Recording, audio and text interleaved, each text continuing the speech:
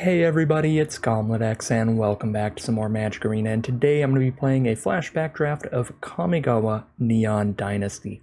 These drafts will be on Arena for the next week leading up to the launch of Phyrexia All Will Be One, so we're going to be showing off the format one time real quick before we get into Phyrexia All Will Be One season. Without further ado, let's scoop up our Pack 1 Pick 1, which is just going to be our very solid rare Inventive Iteration. This is a 4-mana saga that lets us bounce a creature or planeswalker back to its owner's hand. Then we can return an artifact from our grave to our hand, and if we don't, we can just draw a card. And then we get to flip this into a 3/3 flyer that sometimes makes it so our opponent can't cast spells of the same mana value of spells that we've cast during our turn. So basically, 4 mana by the end of this, you're getting a 3/3 flyer and drawing a card and bouncing an opposing threat.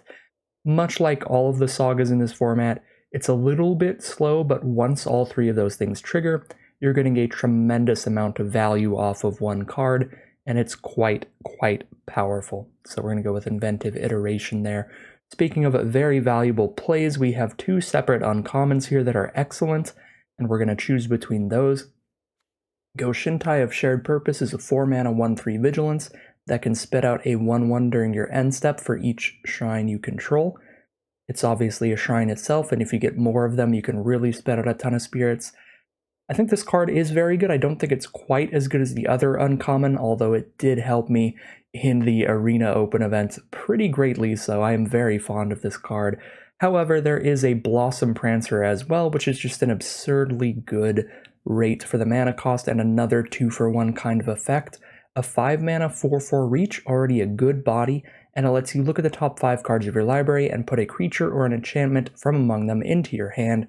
So it's like a 2-for-1 card draw spell that doesn't just draw you a card, it lets you dig for the best card in your top 5, and if you miss, if there's no creatures or enchantments, you can still just gain 4 life when it hits the board, so it even gives you a benefit if you fail to hit. So Blossom Prancer is just a really exceptional uncommon, and I'm going to go for it over the Goshintai there.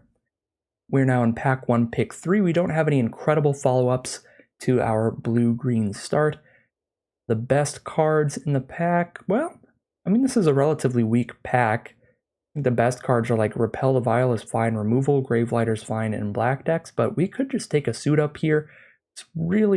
It's up there. It's in the top 3 of this pack for sure.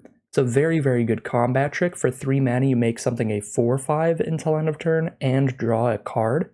So the fact that it replaces itself is what makes it a really good deal, but it's super good with all the ninjutsu effects in the format where you have these creatures that really want you to be attacking with creatures and having them not get blocked. So your opponent will block pretty often, just being like, well, they're probably just doing this awkward attack because they want to get a ninjutsu off, and then all of a sudden if you have a ninjutsu and a suit up in hand, you get to suit up if they do block and ninjutsu if they don't, and it ends up being an incredible deal. So I'll just take the suit up there. I don't think there was anything else in that pack tremendously exciting that would make us want to go in any other color. Alright, here we're probably scooping something up in a different color. Moonsnare Prototype, Guardians of Aboro, and Futurist Operative. None of these are really exciting enough to take pick 4. They're all a little bit slow for their mana costs primarily, is the issue. There's a Tamiyo Safekeeping, which is pretty solid in green. I don't think it's good enough, though, to just stick to the green card here. This is like a solid addition to a deck, but not really something I want to take pick 4. I think we're going to take one of the good 2-mana value plays. Spirited Companion and Virus Beetle are both very similar. The Spirited Companion is better at face value, and it has a little bit more ways to synergize with it, but both of these are very good with ninjutsu cards, and Virus Beetle puts us in blue-black ninjutsu colors. That being said, I think I'm still going to scoop up Spirited Companion. I think it is just better at face value there if we get pushed in that direction. So Pack 1, Pick 5 now. Pretty decent green card here. The Bamboo Grove Archer is a card I've been very rarely unhappy with. I think it just plays a lot better than it looks. It looks pretty inflexible as a card that's really only good against flyers, but it still gives you a really good blocker in the early game to slow down the more aggressive decks, and especially the ninjutsu strategies. It's very hard for them to get an unblocked creature through your 3/3 defender that can also block flyers. So Bamboo Grove Archer actually plays super well, and it's a really nice top deck late game if your opponent has a big flyer on the board with that alternate effect. So I like Bamboo Grove Archer quite a bit, and I don't love anything else in the pack, so I'll just go with that, I think. Alright, pack 1, pick 6 now. We have Sky Swimmer Koi being a solid flyer. Dragon Kami Reborn is a pretty slow, kind of awkward saga here. A little dirtily. Could be fun, but I don't think it's that powerful. To take the Tameo Safekeeping here in green. I don't think the white cards are great. They're just fine. Ninja's Kunai's fine. Could fit in pretty much anything. Could take Kunai to stay open, or we take like Safekeeping or Sky Swimmer Koi. Both of those being probably the two best cards in the pack, some of my favorites. Solid, decent little additions to any deck. I think I'm going to go Safekeeping here. Maybe it's better to take Kunai and stay super open, but Safekeeping is a card that's pretty nice to have a couple copies of in any deck. Now we have Jukai Preserver versus Harmonious Emergence. Harmonious Emergence, the bigger, scarier card, basically a 5-mana 4/5 Vigilance Haste, because you can play this on turn 5, spending your 4 mana and attaching this to your untapped land. But there's also Jukai Preserver, which is at worst a 4-mana 4/4, which is still a pretty good deal, and at best you can put a +1/+1 counter on a flyer or something more important than it, and it has that channel flexibility as well, so the Preserver is just a more flexible card, even though Emergence is quite powerful too. I'm going to go for Preserver here, and the 2 green cards in that pack were the strongest 2 cards there, so I'm feeling pretty good about green right now. And Commune with Spirits is a card I do love adding to my decks. This is a card that can easily replace a land, because it's letting you dig through the top 4 cards of your library looking for an enchantment or land. So you essentially play this instead of your 17th land, and if you don't have enough mana, you just spend your 1 green mana, use this, and pick up a land with it. And then if you draw it later in the game, then you get to spend your 1 green mana and hopefully find an enchantment with it instead. So it really helps your deck tick pretty well. It makes it harder to get mana screwed and mana flooded, because it's good in both positions, when you need mana or when you need more spells. So pick 9, we have another copy of Suit Up. We also have a Roadside Reliquary though, which is a really nice land. Those are the 2 best cards in the pack for sure. That's the real competition. We don't have any artifacts. We're not likely to get a ton. Blue has some artifacts, but green does not. It has that one uncommon, but it's not a great one. I think I'm still going to go Roadside Reliquary. Our deck doesn't actually look like a great Suit Up deck right now. Again, this is a super good combat trick when you're doing a lot of ninjutsu. But if we end up full-on green-blue, we're only going to have the blue ninjutsu spells, and we're probably not going to have a lot of them. There's only one green ninjutsu card. It is an exceptional one, but it is an uncommon. I think there's actually 1 or 2 ninjutsu rares. Actually, yeah, now that I think of it, there is like 1 ninjutsu common in green, but it's really bad, so we won't be playing it. If we play any ninjutsu in this deck, it's going to be the blue stuff. These are all pretty poop, pretty filler. Samurai can be playable. I mean, all 4 of these cards can be playable in the right deck, but they're all pretty filler. An operative here. Brute Suit's pretty good if we get a bunch of 1/1s that aren't going to be doing things well, like Spirited Companions. But green-blue probably doesn't have a ton of them. Yeah, I'm really just not very high on Futurist Operative, though, so we'll take Brute Suit. Take a Rugged Highlands if we end up splashing any red. I don't think it's likely, but more likely than we want that Ironhoof Boar. Alright, another excellent, very high value uncommon saga here. Behold the Unspeakable. For 5 mana, give all of your opponent's creatures -2/-0 till your next turn. Then scry 2 and draw 2. And then create a big flying trampler. Very, very good deal here. Happy to take it. Pretty low on removal right now, so we do want to start picking up some Master's Rebuke style cards at some point. There's also a couple cards that synergize really well with what we have here. Ninjutsu cards like Moonsnare Specialist work really well with big value sagas like Behold the Unspeakable and Inventive Iteration, because you can attack with them, bounce them back to your hand, and recast them. And then Geothermal Kami is another card that's going to work really well in this deck. We have a ton of good just value enchantments in general, so picking them up and recasting them could be great. And then also, of course, Thornwood Falls for green-blue fixing. So a lot of great cards that we could wheel out of that pack if we just get like one or two of the good ones back. Tamiyo's Completion isn't exceptional removal, but we're pretty low on removal, so I would be interested in playing it. We could go a little splashy here with our white potentially, and take a Goshintai, a Cloudsteel Kirin, or an Intercessor's Arrest. Those would all be fine. Yeah, Completion's not exceptional, but again, we don't really have any removal yet, so we are legitimately passing something valuable if I take one of these white cards. So then if we don't end up splashing the white, it's going to be a big deal.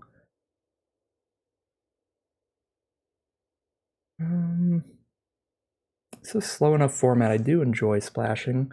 I feel like Goshintai of Shared Purpose would be better in this deck than Cloudsteel Kirin, weirdly though.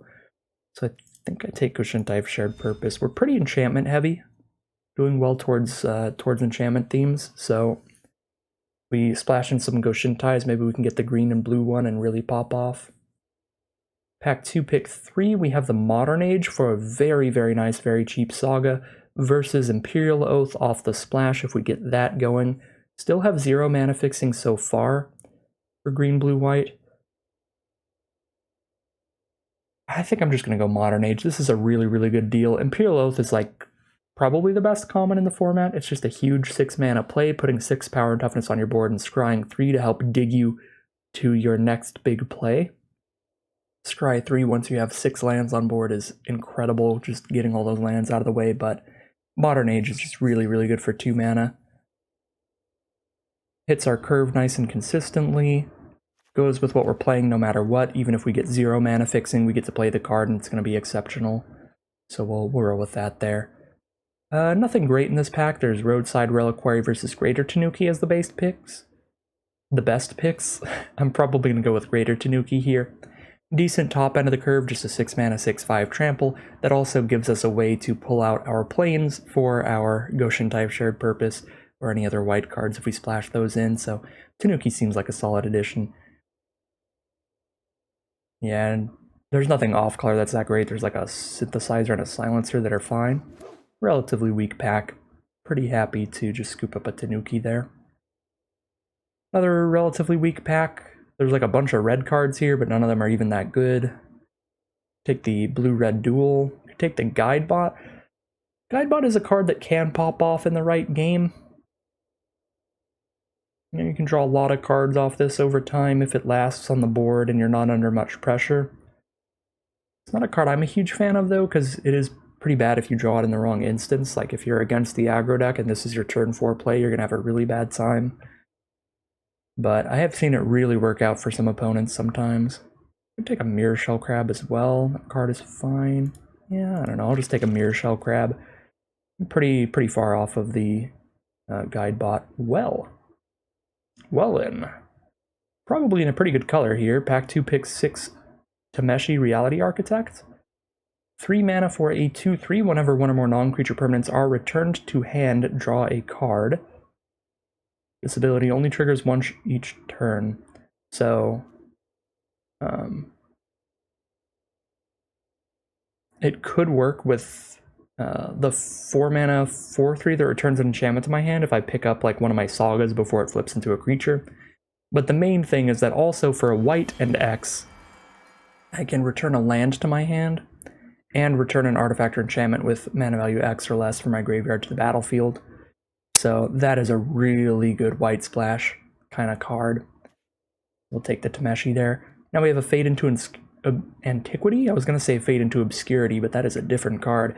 Fade into Antiquity. Fine removal. It only exiles artifacts or enchantments, so it doesn't exile every kind of creature or big threat, but it exiles the big saga threats, exiles the reconfigure artifact creatures and stuff like that. Still deals with a lot of stuff, and we're low on removal, so we will take it. And again, very happy to be in blue. We wield Tamiyo's Completion and Moonsnare Specialist out of our pack 1, pick 1. I'm going to go Moonsnare Specialist. I think that there was a Tamiyo's Completion in the next pack as well, unless I'm getting mixed up. But I'm going to take the Moonsnare Specialist. I do really like the ninjutsu bounce stuff, especially with cards like Modern Age. There's another Moonsnare Specialist in this pack. Maybe I did get mixed up there. Thornwood Falls versus Moonsnare. Now that I am splashing white, the Thornwood Falls is pretty valuable as a dual land. Again, I don't have a ton of excellent cheap creatures to ninjutsu with, so I don't need a ton of ninjutsu stuff. I'm going to take the Thornwood Falls here, make the white splash easier by adding to our green and blue sources. Okay, I'm getting mixed up all over the place, but I am wheeling every single card that I wanted. Tamiyo's Completion was pick 3, I guess, that we'll wheel. So we'll take it. Wheel the Imperial Oath, pick 11. That makes me tremendously happy that I didn't take it, because I can just get it anyway over absolute garbage as the other 3 options. That will definitely get played in this deck now that we are confirmed to be splashing white with cards like Tameshi here. And I don't think I'm playing any of these. I'll just take like a Favor of Jukai.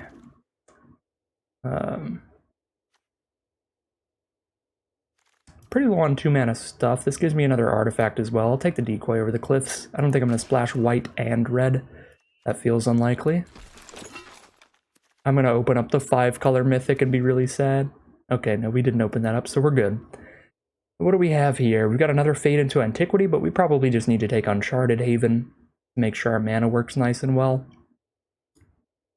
Not super likely that we wheel this Fade into Antiquity since it's the only green card in the entire pack.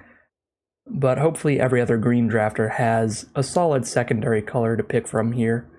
You know, there's like a really good black card, some solid red, some other decent black. That's about it though. Nothing good in blue or white. It might wheel. It feels unlikely though. I don't think this pack is deep enough for Fade into Antiquity to wheel, but we'll find out. Pick 9. Ooh, another Blossom Prancer. Well, this card is ridiculous, and it's kind of got to be the pick. We have a ton of enchantments in here. It's going to be really hard to miss. We have 8 enchantments and 9 creatures. We have 17 cards for this to pick up in our deck, and we're looking 5 cards deep. So, yeah, that's pretty exceptional. We try to wheel this Tranquil Cove. We hope to wheel the Tranquil Cove.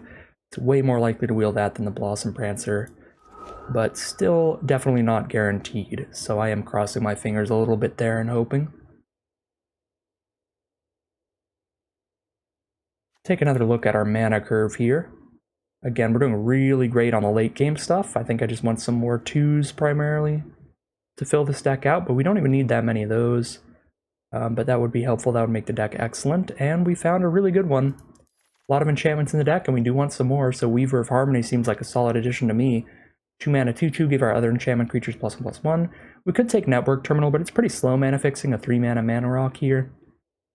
But it does fit that having an artifact and enchantment on board theme for Roadside Reliquary. Although we might end up cutting Roadside Reliquary because it is a colorless land, even if it is good value in the late game. Yeah, I mean, those are the main competition. Weaver, Network Terminal. Skyswimmer Koi's fine, Trainee's fine, but I'm going to take Weaver here. Very nice with all of our enchantments. Now we have a Master's Rebuke versus Skyswimmer Koi versus Season of Renewal versus Eiganjo, Seat of the Empire. All of these pretty excellent. I think my favorites are Season, Rebuke, and Eiganjo. Eiganjo giving us kind of like a plains that we can splash in, and if we hit the white source, we just hold this in our hand and get to use it as a removal spell later, which is nice. But Season of Renewal is such a great value play in the late game. I think I'm going to take that. Again, our biggest issue is we're going to be low on removal, though, so it's hard passing Rebuke, but you know what? Oh, it's too late. I was going to say, you know what? Maybe I'll actually take Rebuke, because I feel like I have a lot of great late game value stuff, even without Season of Renewal, actually. I'm really missing on removal. And yeah, I wish I did that, because now I'm stuck between 3 really hard picks. We have Greater Tanuki to mana fix us, which I want pretty badly, but it's competing with a removal spell or a card that's guaranteed to tutor for a removal spell. 5 mana 3/2 that picks up our Tamiyo's Completion, or if we've already drawn it, our Goshintai. Shrine Stewart's really valuable here, but it is another 5-drop. I'm actually going to just take the cheap removal here this time. I think I should have taken it last pack, so I had that opportunity to take another Tanuki there more easily justify passing up another removal spell.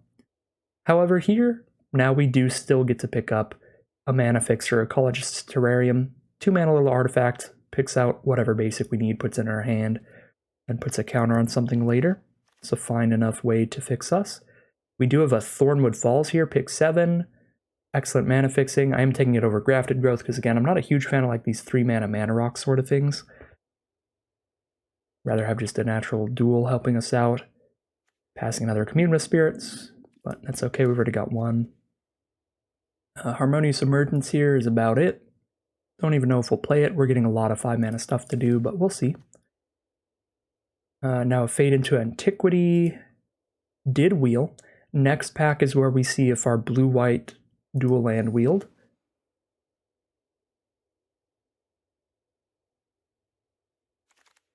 Our blue-white dual land certainly wheeled, and a Spirited Companion. White was open here. We definitely have to take the dual over the Spirited Companion. It's a great card, but you generally don't want to splash for like 2-mana stuff unless it's incredibly, incredibly good. Because a lot of the value of 2-drops is playing them on curve on turn 2. And that is certainly no different with the Companion there. Take a Jukai Trainee. I think I just want more 2-drop creatures.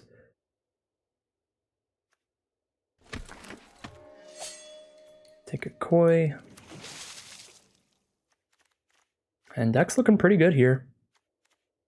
Still think I'm going to cut Roadside Reliquary. I just want to be really safe mana-wise and have exclusively colored sources of mana. And so it's harder to get the wrong mana at the wrong time. We only have the one Goshintai, so it's actually not that impressive of a splash. We never got a green Goshintai or anything. If I had just one green Goshintai, then I would definitely also splash in the white Goshintai, but... And if white was a core color of the deck, if it was one of the 2 main colors, even as the only Goshintai, I'd still play it. But I wouldn't play it as the only Goshintai off of the splash. I don't think it's valuable enough to justify splashing in without multiple shrines, but it's valuable enough to play as in one of your core colors with no other shrines. Alright, so we have 44 cards here, so we get to cut 4 cards. Probably just going to cut some of these artifacts here, and this Roadside Reliquary is just like a land that we can cycle later in the game, because we're not often going to have an enchantment and an artifact on board, but we'll pretty much always have an enchantment. So I don't think it's going to be valuable enough to play in the 3-color deck that's trying to splash in white here, so rather just play another white source, another source of whatever color. 2 cuts to make. So our Emergence is basically a 5-mana creature, Imperial Oath basically a 6-mana creature. We have... I actually don't love Suit Up in this deck still. That's probably a cut. Let's see. So we have 1, 2, 3, 4, 5, 6, 7, 8, 9, 10, 11, 12, 13, 14, 15 creatures basically. That's enough. We could cut like one of them. 15 to 17 is your average creature count for relatively aggressive decks, which is what I usually draft, so that's my general baseline. But this deck does not have to get aggressive. We have a million 2-for-1 kind of abilities and 3-for-1s off of sagas and stuff, so we're just playing a really nice, grindy value game overall. Oh yeah, we can cut a land because we have that Commune with Spirits. We could just cut a land and then still basically have a 17-land deck. Although this is a deck that could justify running 18. With all these good 4s, 5s, 6s, we really want to hit turn 4, turn 5, turn 6 every time. So I think we're just going to run a natural 17 that could be a functional 18 with Commune with Spirits and Ecologist's Terrarium kind of working as the potential 18th land. Yeah, I don't think I want to cut a land here. Sky Swimmer Koi is pretty filler. 4-mana, 3/3 flyer. Basically has no other text in this deck. We have 2 artifacts, the Ecologist's Terrarium and the Mirror Shell Crab. Although at that rate, I might as well probably cut the Mirror Shell Crab, because how often am I going to be holding up 3 mana at instant speed? It's not often in this deck. And this is definitely a tap-out deck. Yeah, we don't have a lot of instants, and the vast majority of the time we just want to slam down Inventive Iteration turn 4, slam down Blossom Prancer turn 5, slam down Imperial Oath turn 6. Not really going to have mana held up at almost any time to play around with using counter spell abilities and stuff like that. So I'm going to cut the crab. Let's see what we have on the side again. Honestly, I think I like Goshintai in here more than Koi, even if it is off the splash. I don't think there's anything else I'd really want to put in. Yeah, Goshintai can grind out a game. I mean, I guess, yeah, it is just 1/1/1 every turn. Still not that exciting. But the Koi's just a 4-mana 3/3 flyer, no other text. We have enough 2-drops, maybe we just keep the suit up in over the Koi here, and that would be our 40. Because we actually have 4 2-mana creatures. I guess 3 of them in one Saga that takes a little while to flip. Yeah, suit up is, again, it's at its absolute best in that blue-black ninjas deck. Because there's 2 things it works really well with. Obviously, ninjutsu it works super well with because your opponent always wants to be making these blocks to stop you from ninjutsuing. And the other thing is, like, the smaller your average creature size is, the better it is. And in the ninjutsu decks, you've got a ton of 1/1s, 2/1s, 3/2s at the largest. That's like your average creature size. You've just got those all over the place. In this deck, we have a 6/5, a couple 4/4s, this thing that's going to be pretty big, a 4/4 here, 3/3 here. Like, we've got a decent amount of big creatures, a 4/5 here. Pretty much every single one of those creatures I listed is getting incredibly little value, if anything, off of suit up. Is good with all the 2/2s here, but we've got 2 2/2s, 1, 2, 3, 4. We have 4 2/2s in the deck. And 1, 2, 3, and like a 3/3. So most of our creatures don't get that much bigger by this. I'm gonna cut the suit up actually and throw something else back in here. I'm not gonna play a natural 18 lands with Commune with Spirits and Terrarium. Again, I think suit up is an excellent card. I just don't think it's doing a whole ton in here. So decoy, crab, koi.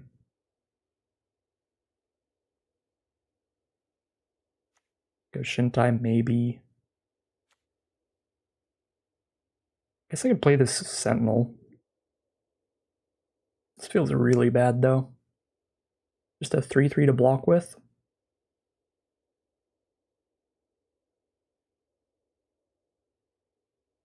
This ability rarely does anything unless we're milling out. We don't have enough graveyard recursion to target ourselves with this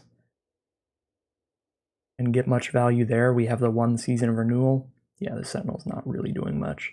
I guess Crab kind of fits in the curve as a 3-mana counterspell if I don't have anything else to do, but again, I feel like this Crab's going to be bad in here. I feel like we're almost always just not going to have the mana up for it. But, I mean, a big 5/7 late in the game is fine if we don't manage to counter something with it. I feel like I've got plenty of good 4-mana things to do. So Crab is maybe a 3-mana. That's the most tempting thing about the Sentinel, is that it fits in at 3 mana there. Alright, well, this is going to be awkward, but I think I'm going to play the Crab. I don't think I'm going to be too happy with it, but I think I'm going to be too happy with anything that I add in as my 23rd playable.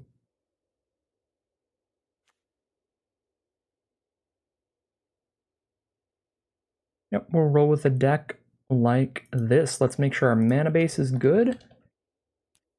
And then we'll do our deck overview and get into the game. So we've got 14 green cards, 7 blue cards, and of course the 1 white card. With the Greater Tanuki and the Terrarium, we just want a single Plains in the deck. And that is 3 white sources between Plains, Cove, and Uncharted Haven, potentially. We have 5, 6, 7, 8 blue sources, 6, 7, 8 green sources. So we go for the 9th green source and call it a deck. Yeah, the mana base looking excellent. This is why if you're splashing in a third color, if you're splashing in white in your green-blue deck, it doesn't feel like it at face value. When you see a green-blue duel, you're like, okay, well, that's going to help our main colors, but it doesn't help me splash in white. It still does help you splash in white and have a reasonable mana base, because this way, we have more room to put planes in the deck because this is solving the same thing that having a forest in the deck and an island in the deck solves, right? It's adding a green and blue source at the same time, because you can really tell when you go to count up how many sources of each color. It makes it a lot more instinctual to be like, yeah, Thornwood Falls helped me splash white here because now I have 9 green sources thanks to 7 forests and 2 Thornwood Falls, while still having 5, 6, 7, 8 blue sources, because again, we have these 2 Thornwood Falls that are being both sources. So that makes it so we have as many green and blue sources as we would have in a monocolor deck with no dual lands in this 3-color deck that has a Plains in here and a Tranquil Cove and an Uncharted Haven, you know. So in this 3-color deck, we have just as good of a mana base to our main 2 colors as just a 2-color deck with no mana fixing, which is why it's really, really nice to have cards like Thornwood Falls, because it makes it easy to put that Plains in here. If I had no duals in here, my mana base looks really, really bad, because then I have to run 2 or 3 Plains, and the island and forest count drops exponentially without these 2 Thornwood Falls. Or not exponentially, but it drops a lot without the double Thornwood Falls. So just pretty happy with the mana base here. That's all I'm saying here. All right, we're going to make the lands pretty and get into the deck overview.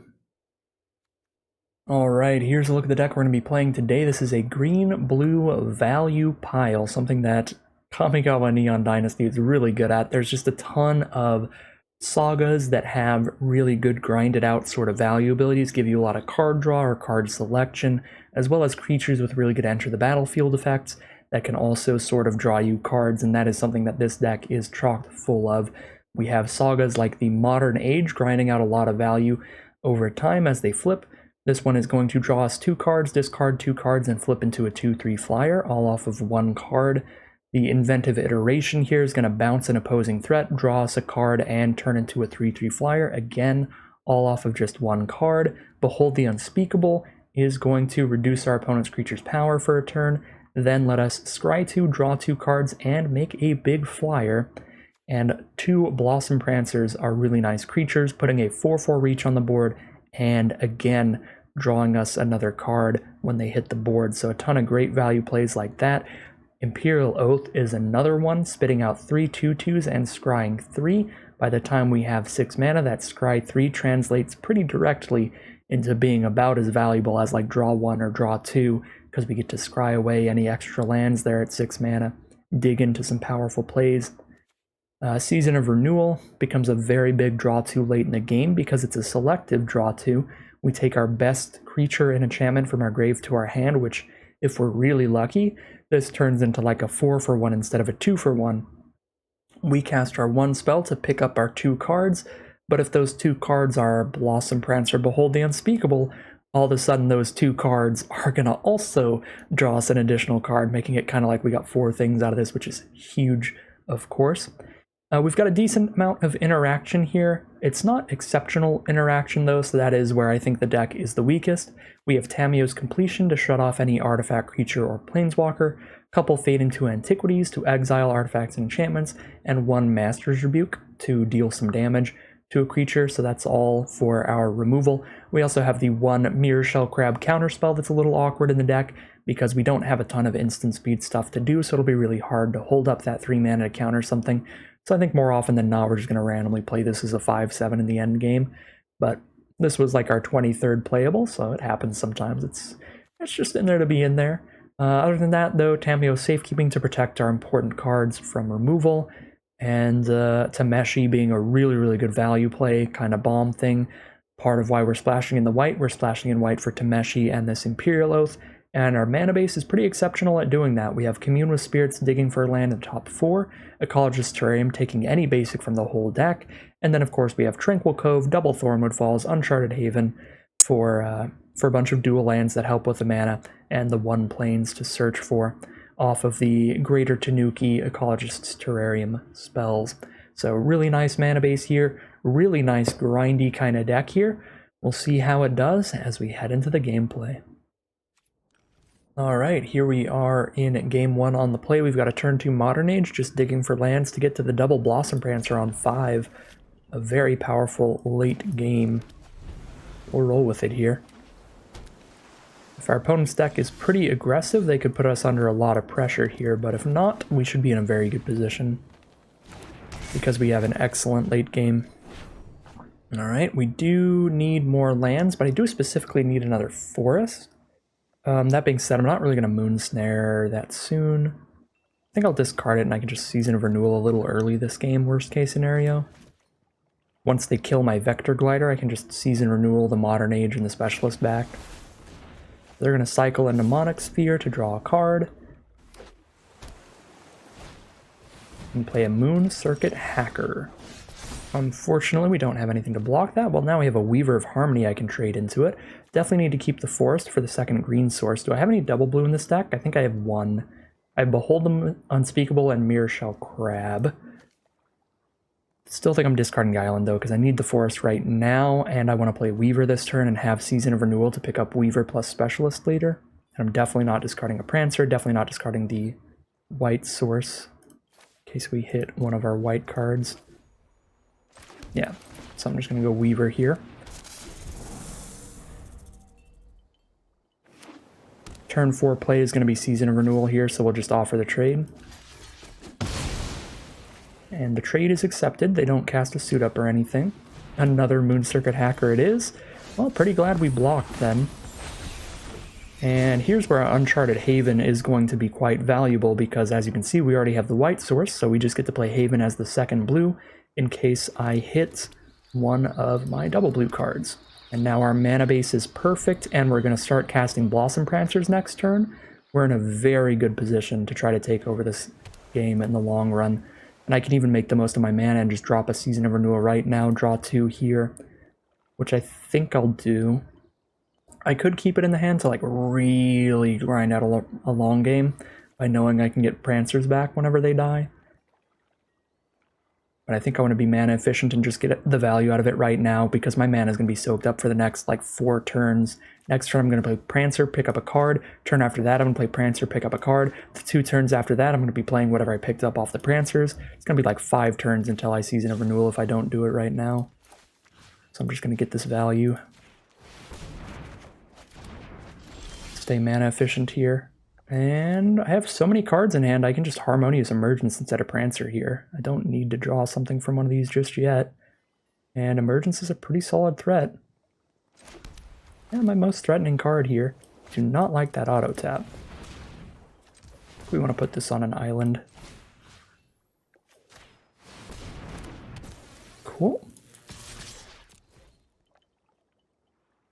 Send in the squad. Hit them 4-6 and pass the turn. Moon Snare Specialist, that is very good against Harmonious Emergence. That is unfortunate. Oh, we just play our land, play Prancer now. They get to draw a card, discard a card, but they don't get the full draw card value here, so we're still doing pretty well there. They do hit a forest, so they are green-blue as well.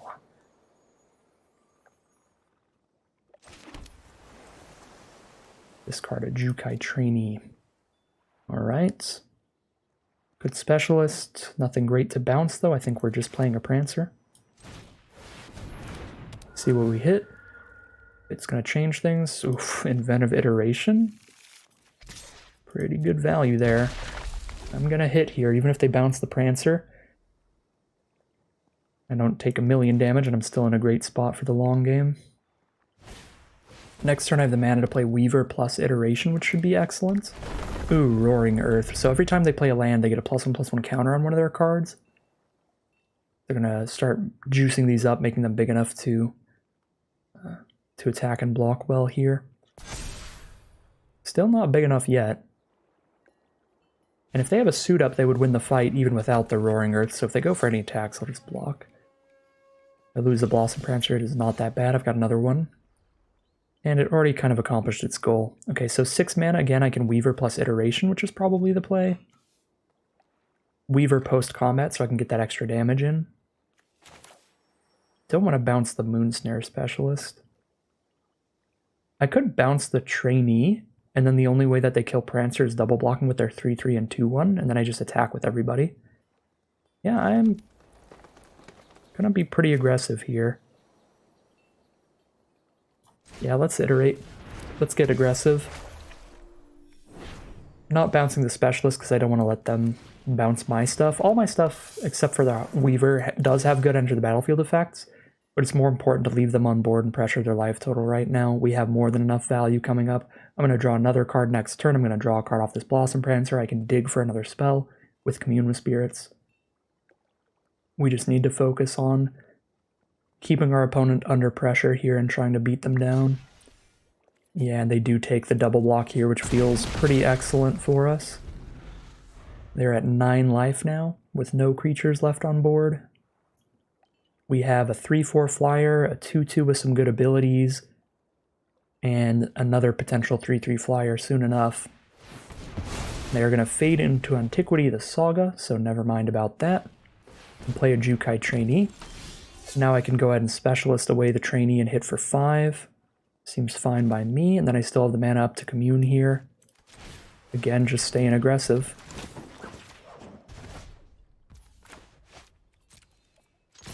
Put them down to 4 life with 3 creatures on board. Pick up a 6/5 Trample. Excellent pickup from Commune with Spirits.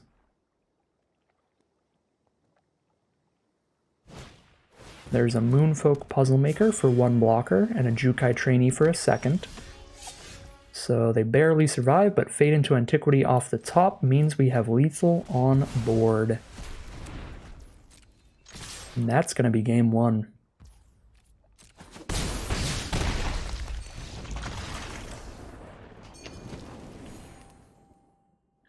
Here we are now in game 2. We get to play a turn 1 Thornwood Falls, turn 2 Bamboo Grove Archer. 1 removal spell at the ready, then we commune to find our next play.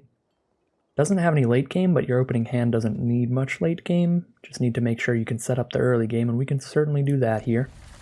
So we'll keep it.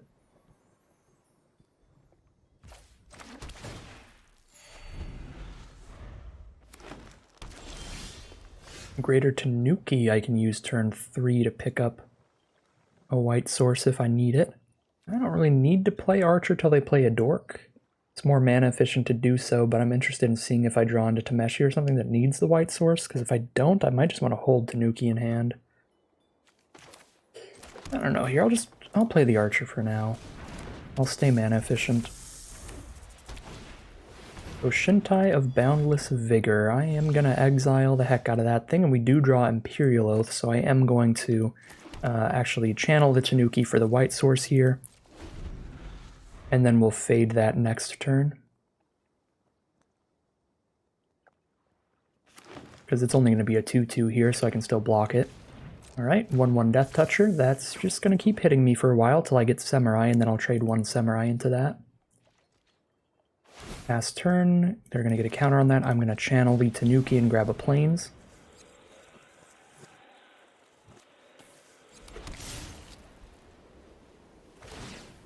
Four out of 6 mana now. There's number 5, and with Commune with Spirits I can hit the 6th.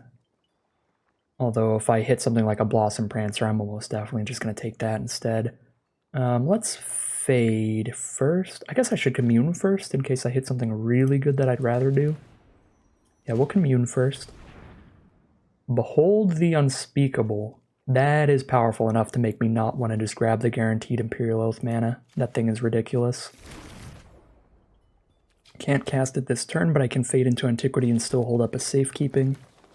We are going to fade the Goshintai here before it gets too big for our Bamboo Grove Archer to deal with.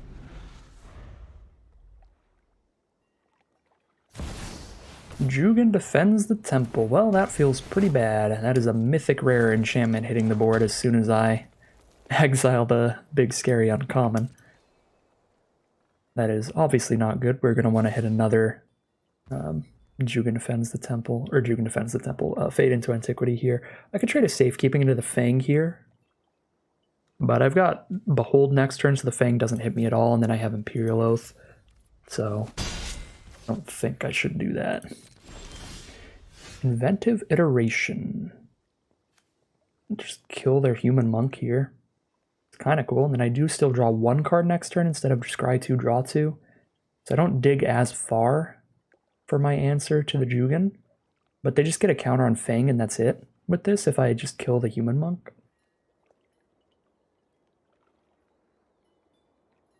I like both of these a lot.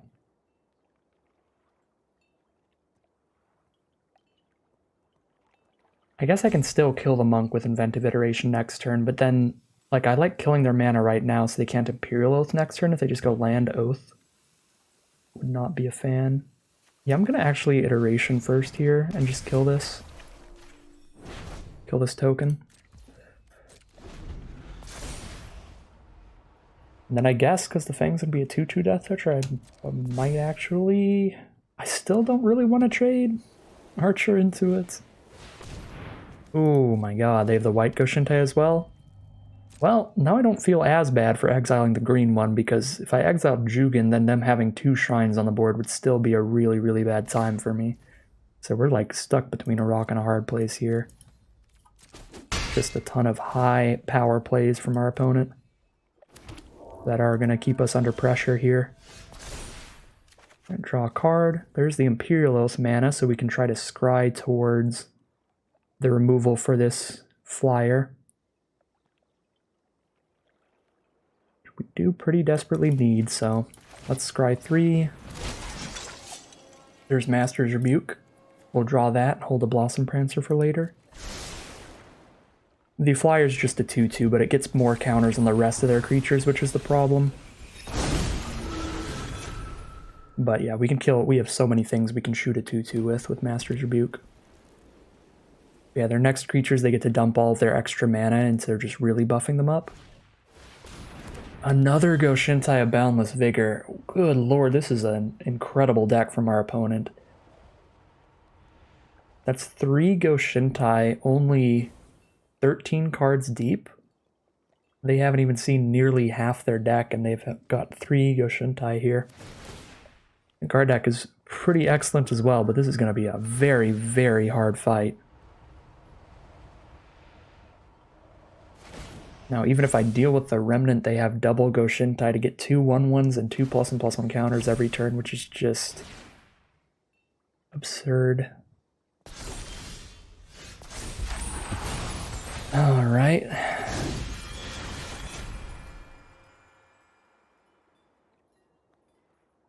I guess the Remnant is just a 2/2 flyer by itself, but its ability to, like, if they just top deck another Fang of Shake, they can play a Fang and make it a 6/6 Fang. Like, I still feel like the Remnant is the worst card for us.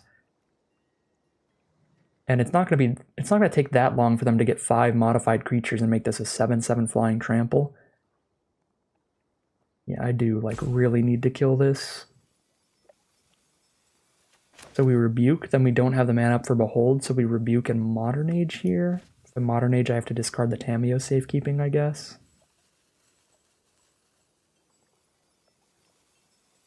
That seems fine.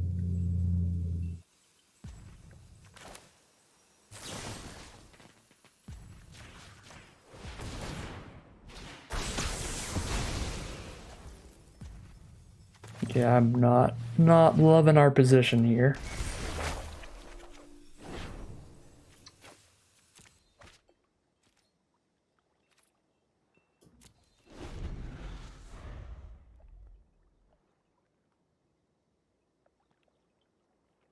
Guess we could try to win the game in the sky.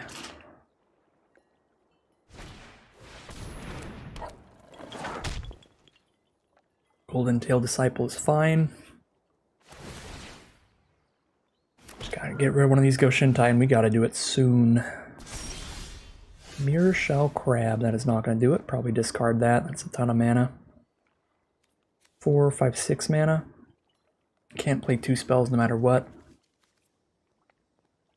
Probably play a Blossom Prancer, I guess. Although Blossom Prancer can't tutor for removal. I can get Tamiyo's completion, but that's not going to work against the Goshintais. They'll still be shrines, I think. So whichever one we leave on board still gets to pop off. Yeah, I think I just Behold here. Get the big scry. Scry 2, draw 2.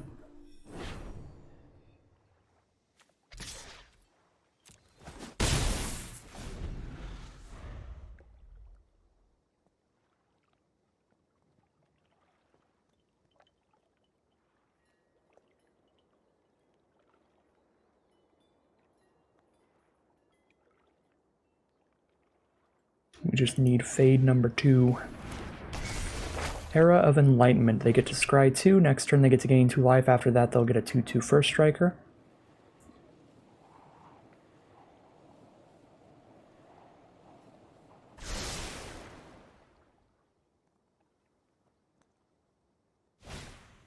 Intercessor's Arrest on the Living Breakthrough. I believe it's still... yeah, we still get to stop them from casting some spells, but yeah, we don't get to attack or block, which is not good for us.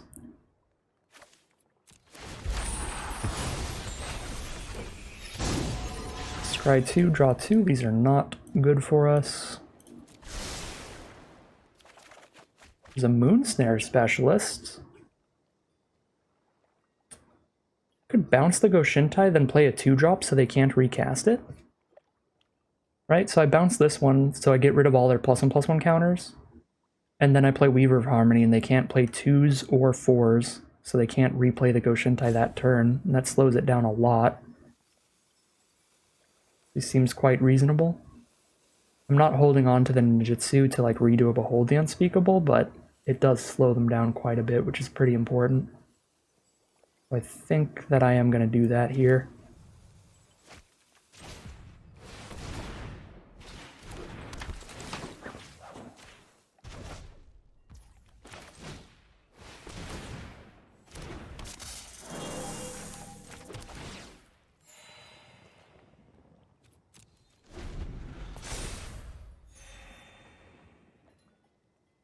Still trying to play that flying game here. We're going to start hitting for 3 a turn with Vector Glider. And then potentially 2 or 3 a turn with Behold the Unspeakable's Vision of the Unspeakable.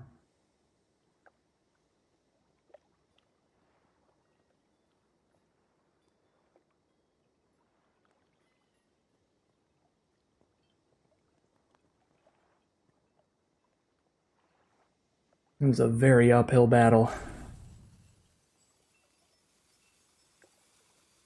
There's a mountain of 1/1s.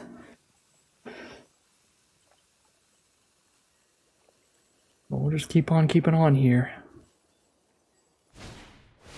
Oh, God. Yeah, Spinning Wheel Kick's a pretty good card with a Death Toucher on the board. Kill our 2 best creatures.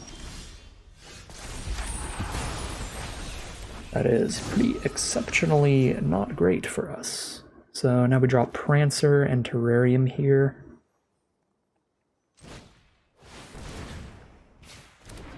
Terrarium makes it so they still can't play the 2 mana card, which is hilarious. So yeah, they still can't play their Goshintai now.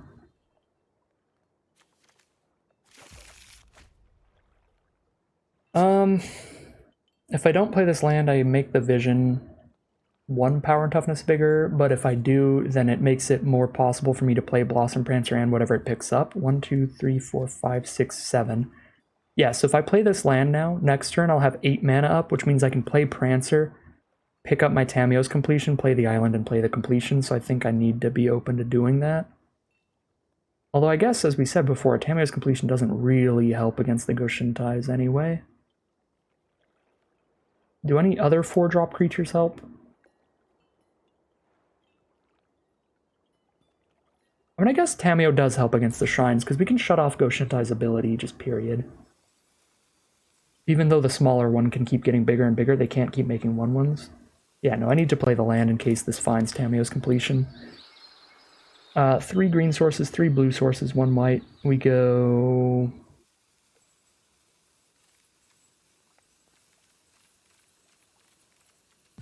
Wait, 5 green, 3 blue. Yeah, I'll go another blue.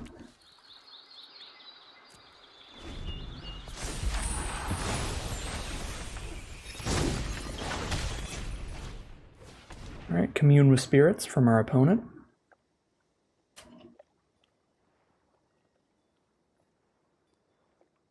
Tameshi might be our biggest win con at this point. Their grave is so full. And Blossom Prancer lets us dig another 5 to find it. We've already put 4 on the bottom from the other Blossom Prancer. 4 lands on the bottom. So there's 11 cards in here that we haven't seen. We know that 4 lands are on the bottom, so it's really likely that we're like at a 50-50 to find Tameshi or Tamiyo's Completion. I think. And we're at a 50-50 on each of them individually, which means we're probably at like a 70% chance or something of finding one or the other between Tameshi and Tamio's completion. And both are exceptional here. Alright, Jukai Preserver is the play. They've got a Born to Drive, which is horrifying. They just put that on the Trampler and go to town. +1/+1 for each creature and vehicle they control. Yeah, that Born to Drive is bad. Bad for us. Well, this is going to be sad if we hit Fade into Antiquity here.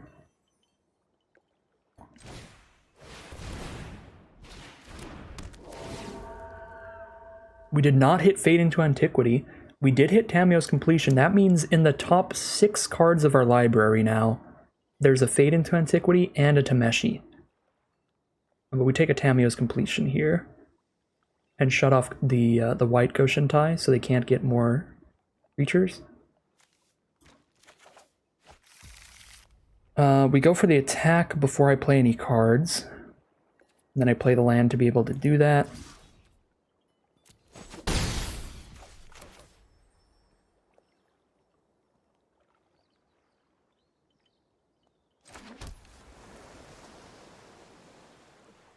So shut it off right now. I mean, they have a 2 and a 3 mana card, so I'm not going to stop them from playing anything by using it right now. And maybe if they play it and put the Born to Drive on it in the same turn, I'll do that.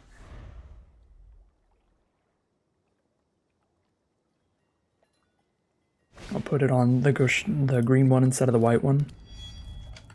I'm going to go full control here, because I've had it just, if I skip through combat, I've had it immediately go to their end step before. I want to be able to use this before they get the Goshintai triggers, obviously. Mishiko's Reign of Truth. Gain a ton of life with Golden Tail Disciple here, probably, is the play. They do that again next turn, putting it on the Goshintai for a big trampler. 11-11. They put it on the first striker. Okay, well, this is going to be the easiest trump block of my life then.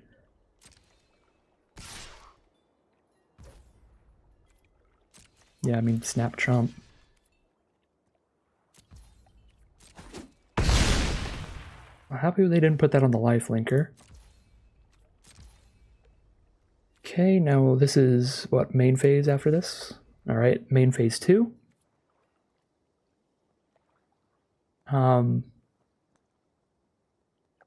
They have a Born to Drive in hand, which they can't play. That's the only thing in hand, so I need to completion now. If I pass again, it's going to immediately go to end step.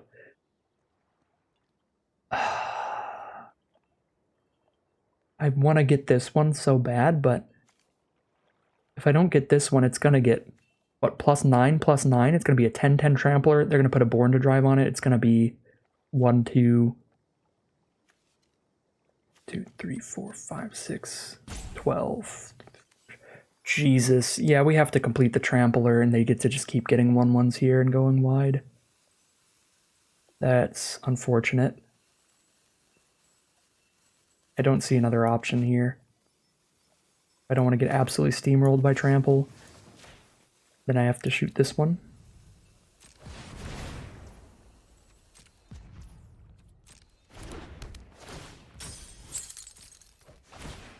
Leaving all our mana up for if we top deck Tameshi here. Season of Renewal is a good one too. My lord, is that a good one. Creature and an enchantment. Modern Age, maybe? As the enchantment? And just Tanuki as a creature? Okay, well, our graveyard's not actually that good. Definitely pick up Modern Age and play that first, I think.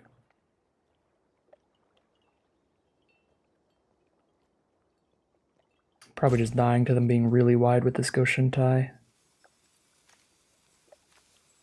Let's go Modern Age Weaver so I can play both this turn. Can't play Tanuki this turn. Well, playing Season of Renewal, they can't play Born to Drive next turn, which is good. I'm going to have 3, 4, 5, 6 mana up, maybe 7. 6 mana, I can spend 2 on Modern Age and 4 on something else. So I could play Modern Age plus Weaver. That would buff Vision in the future. And the Weaver buffs the Modern Age as a flyer. Yeah, that seems reasonable. Okay. Yeah, we're gonna go Season of Renewal. Pick up both. Weaver as the creature. Modern Age as the enchantment.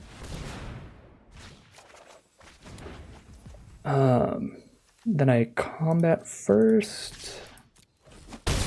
Or I play spells. I guess playing Weaver puts it at the same power and toughness, but playing Modern Age makes it weaker.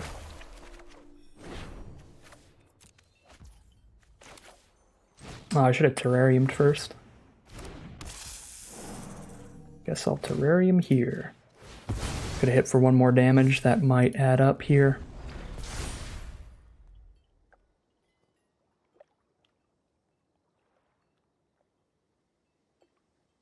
We have 7 blockers, they have like 10 attackers. Okay, this time they realized their mistake with the first striker and gave the lifelinker plus a million.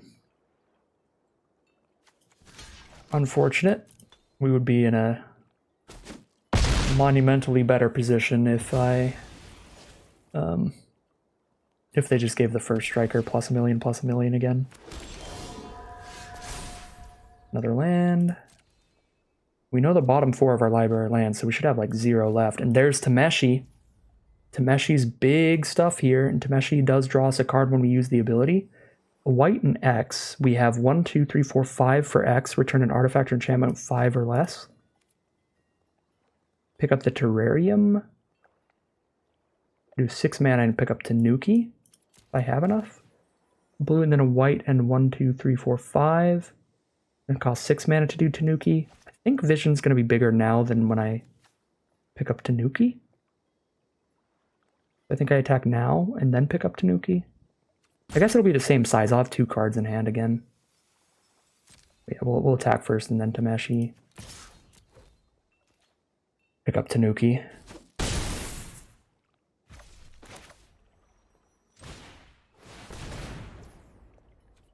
And of course Tameshi stops them from playing Born to Drive, which is huge.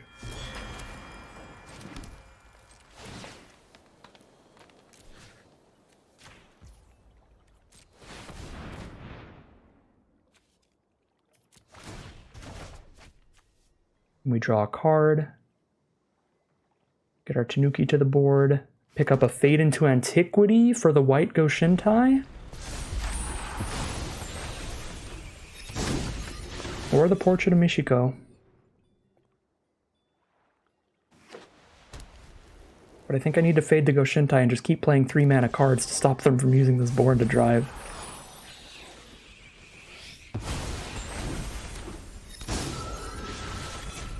Okay, so we're going to Tameshi for the Ecologist Terrarium. I am very low on cards here, but I'm going to be hitting them for a lot in the sky, so I think I still do it. I hit them harder by doing this.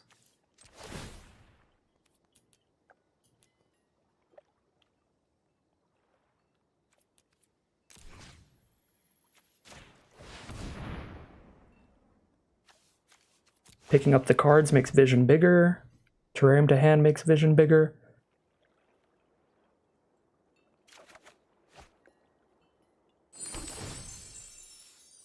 Pick up a land as well. I'm down to 5 cards if I do that, and I'm drawing off Tameshi every time. Actually, don't think I'm going to draw a card here. Got Emergence, Preserver, and Trainee. Yeah, my draws are just bad. I'm going to decline here to pick up the land. Buff the Vision.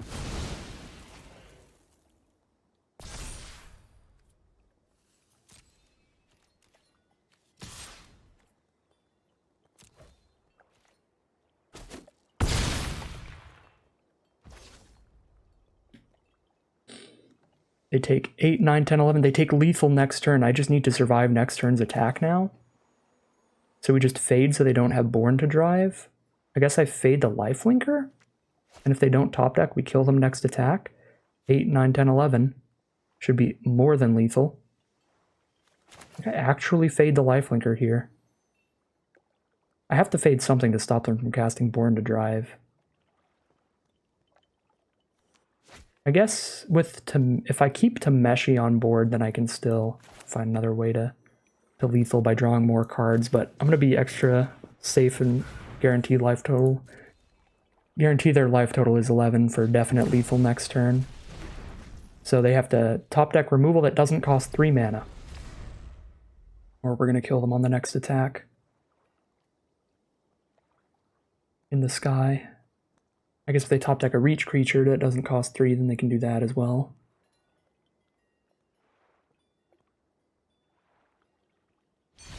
And they scoop them up. They see the writing on the wall. We've got lethal in the sky. They can't lethal us this turn, and they can't cast that Born to Drive.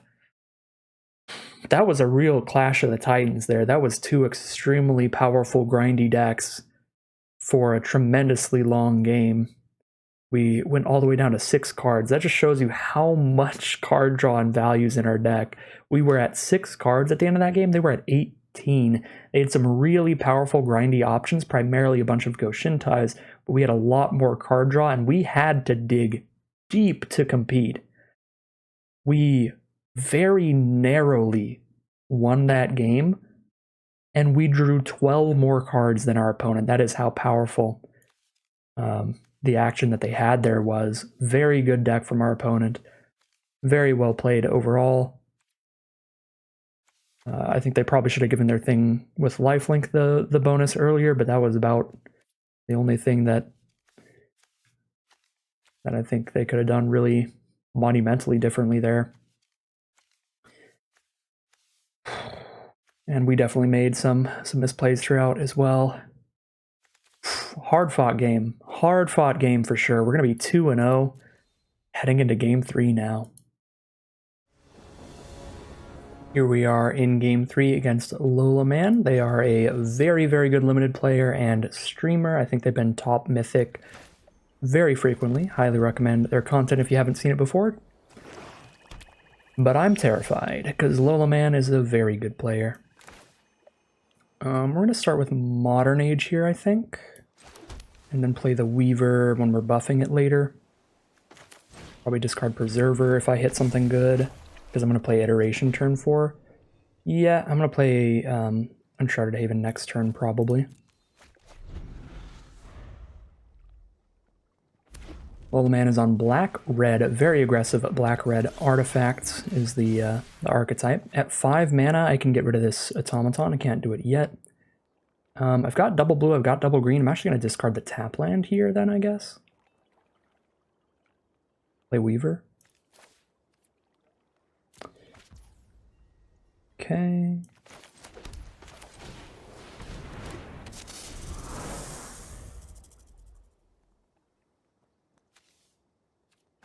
Inventive Iteration will bounce whatever creature they play this turn. Hopefully they just play one moderately beefy creature like the 4/1 Ogre or something.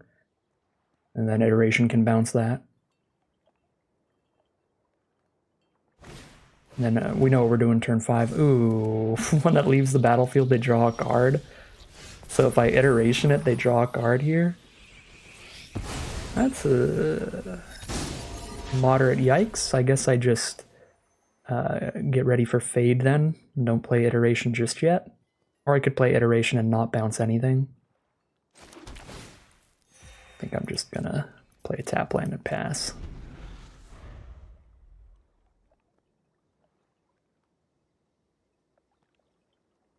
Feels like a pretty bad deal to bounce a Circuit Mender. And next turn I could bounce 2 things, because I could play Iteration and copy it with Weaver. Alright, it's starting to look really likely though. I'm just going to Fade into Antiquity the Automaton instead. Yep. Bunch of Iron Apprentices. I guess we'll bounce all those with Iteration later. Because they don't want to bounce them while they have Automaton on the board, obviously.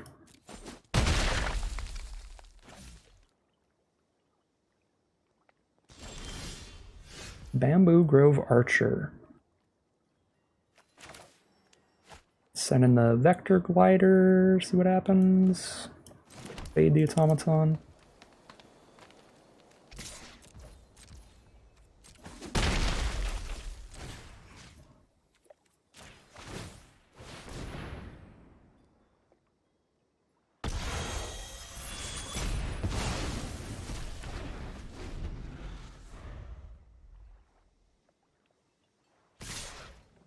Send in the squad. Combat trick away the Weaver. How bad is that for me? Only take 4 damage here. It's bad enough that I'll just take 4. If they don't have a combat trick, it's still a solid attack for them because they can just move the +1/+1 counters around. Ooh. Speaking of cards that are pretty good with Iron Apprentice, Steelbreaker can sack those things and put counters on itself. I guess I'm just going to bounce Steelbreaker then with Iteration, then play a 4/4 Bamboo Grove Archer as a very solid blocker. I should have done it pre-combat, but I guess I get to hold Weaver up as a block.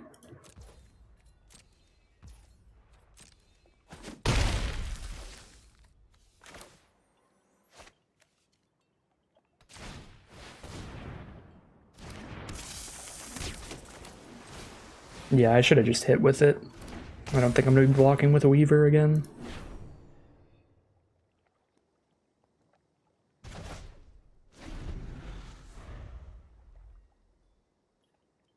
Although, I mean, now if they use a combat trick, it's gotta be like 2 mana or less for them to also play the Steelbreaker. Chainflail Centipede. Or, well, now it has to be just 2 mana or less, period. Okay, now they definitely don't have a combat trick. They hit for 4 here, they're at 16. Give them a card draw if I trade with Mender. Go down to 9 if I take this. Hitting for 3 a turn, we'll be hitting for 7 when I get this to flip. I'll take this hit for now. Behold the unspeakable. Well, I'm happy to have taken that hit. Now a Fade into Antiquity as well, we can use on the Steelbreaker later.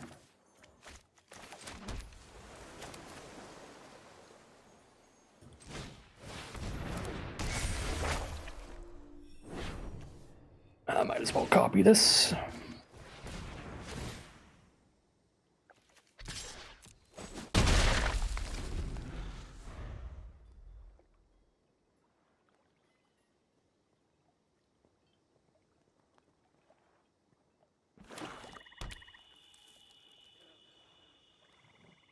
Probably better to give the whole board another -2/-0 than have a Weaver of Harmony ready to block.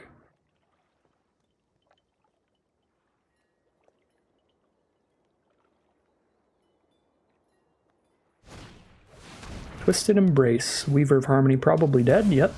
Because if they don't kill it, I get to scry 4, draw 4 next turn.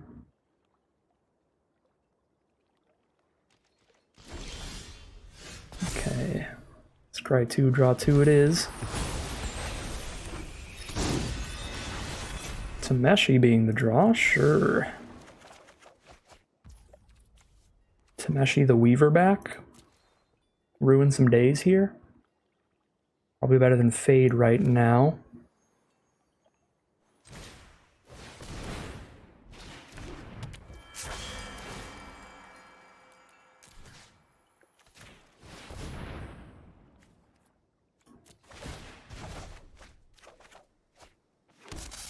Season of Renewal. Play this land. I could hold it for Behold, but they're still going to be very dead in 3 attacks regardless.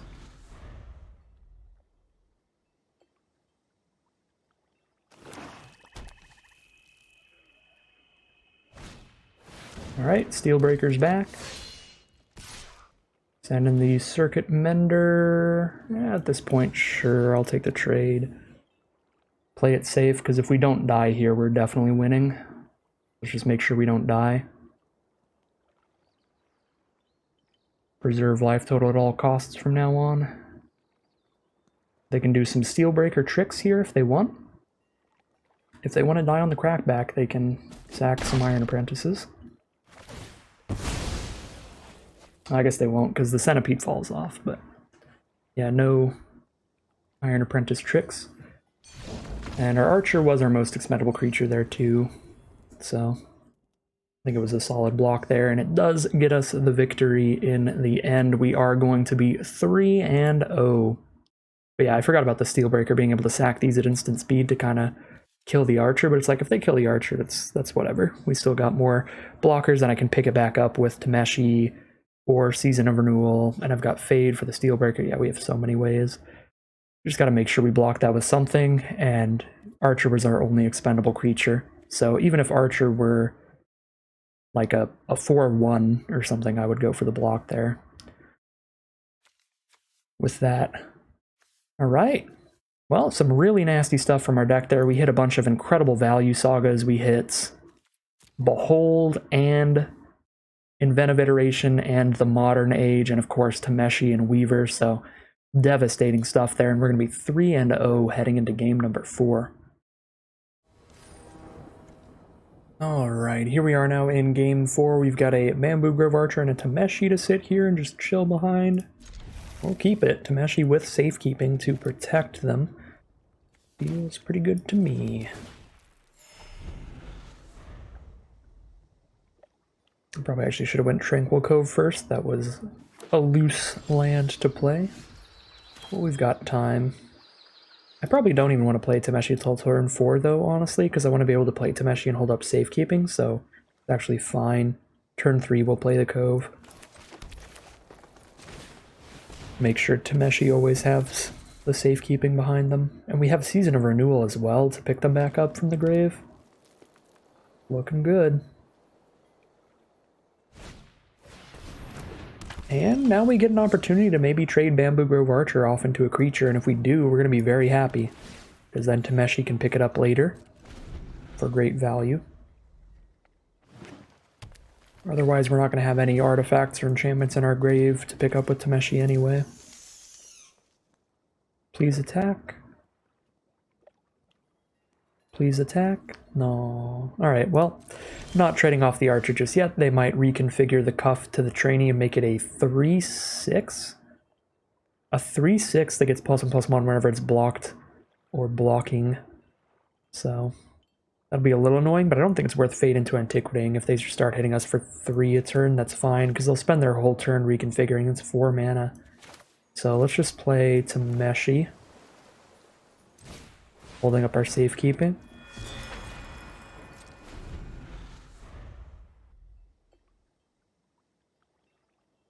And just keeping Fade into Antiquity in case we run up against the white Goshintai again or something like that we need to exile. I don't think the cuff is bad enough yet to justify exiling.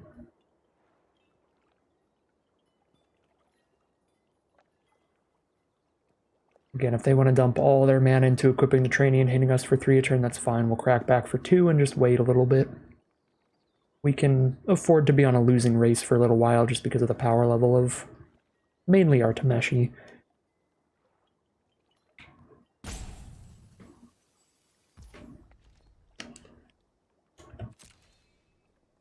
Oh, this is incredible if this just happens.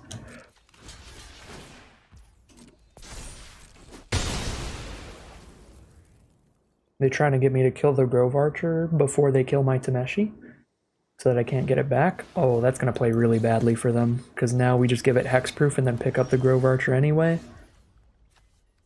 Time for our opponent to have a very bad time.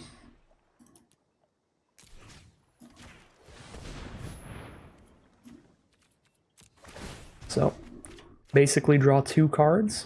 Draw 1 card off the top and Bamboo Grove Archer from the grave. Pass the turn. I can't protect Tameshi again, but Tameshi's already kind of done their job, gotten us a very good value.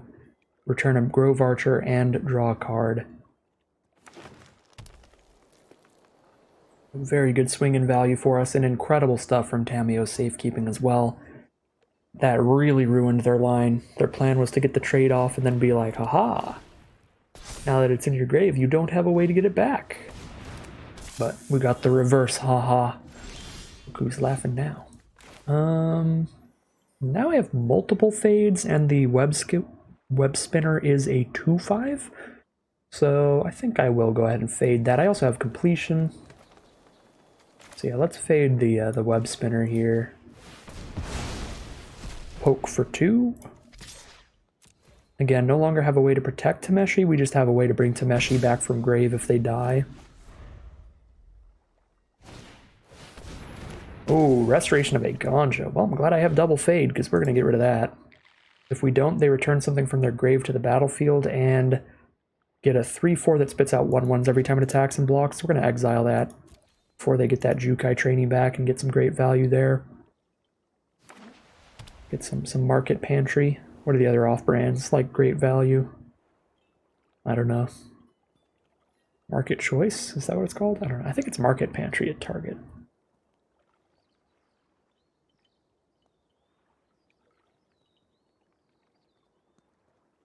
They have 2 cards left in hand.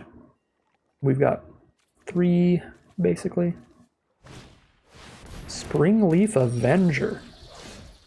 Well, I'm pretty happy to have 2 removal spells here. That's for sure. I think we're on the chump zone if they send in with Avenger. So we would rather... I don't have the mana to do Fade and Completion, so I think I want to do Fade first before they get their creature back from grave. Their trainee back. So I think we do Fade first, we chump Avenger, then we complete the Avenger later. I could also just Oath this turn, but then again, they're going to get that Restoration of Iganjo value here.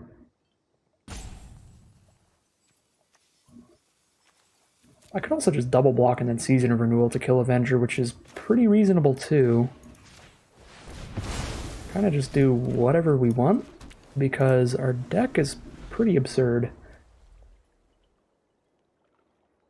We lucked out with all these just incredible value plays throughout the draft pod. Ooh, if they fade the Bamboo Grove Archer, that's going to make things significantly worse for us. Trying to permit from their grave to hand. They get to pick up the Intercessor's Arrest if I don't block. Well, then I have to block, or else they'll arrest Tameshi anyway. And if they arrest Tameshi, I can't pick Tameshi up with Season. But if I block, I can. I'm not going to do that just yet, though. Just be open to doing that later.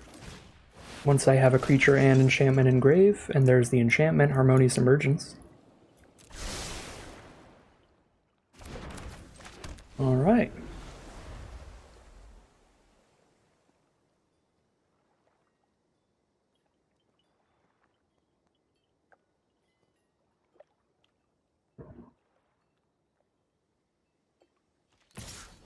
Alright. I'll trade my Imperial Oath for your Springleaf Avenger.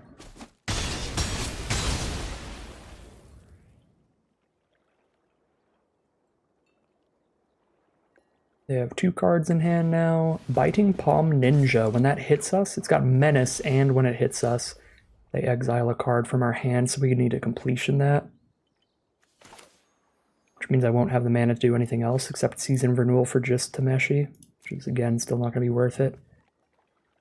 I think I'm going to completion just at sorcery speed. In case they top deck their own Tameo Safekeeping, give them one less opportunity to do that. Right, it would have to be their 1 card in hand right now. If I don't let them top deck.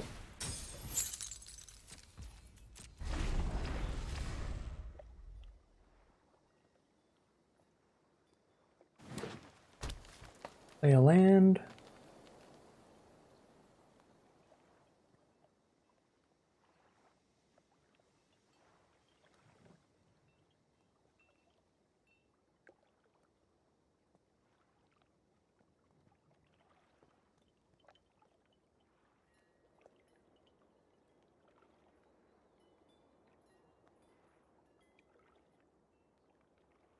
They have 1 card in their hand in the think tank here. What they want to do. It's like Roiling Growth or something. They're about to make one of their lands gigantic. A Roaring Earth, that's what it's called. But yes, that is what the play is. It does give haste too, so that is very threatening. Doesn't give vigilance at least. But we're going to need to find an out to their forest now.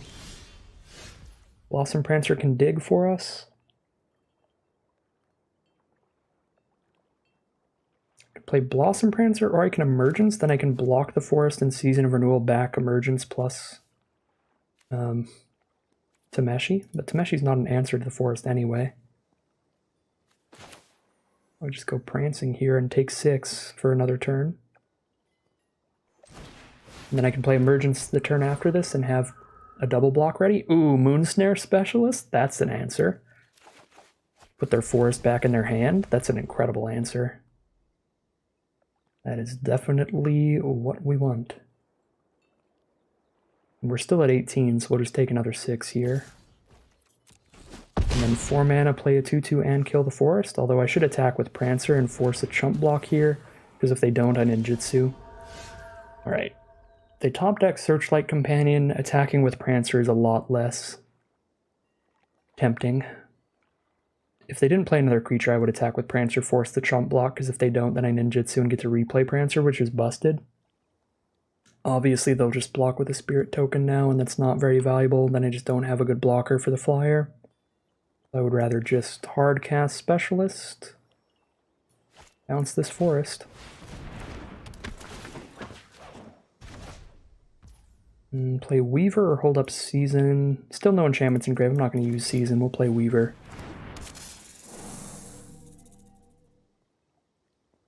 They're green-white here. How likely am I to really want to block a 1/1? I guess I actually am still attacking with Prancer, so I should have went for that potential ninjutsu. I should have thought through my line a little bit harder at the very start of the turn. Master Sashiro. More gasp from the top from our opponent. And the flyer is now a 2/2 with Vigilance to hit us with. 3/3 Vigilance next turn. I do have my reach blocker, so we'll be fine. I can Emergence here and still play Jukai Trainee as well. Emergence is going to be a 5/6, right? No, just enchantment creatures. This doesn't buff enchanted creatures. Okay. Still definitely playing that here. But now I'll actually hold back the Blossom Prancer, I think.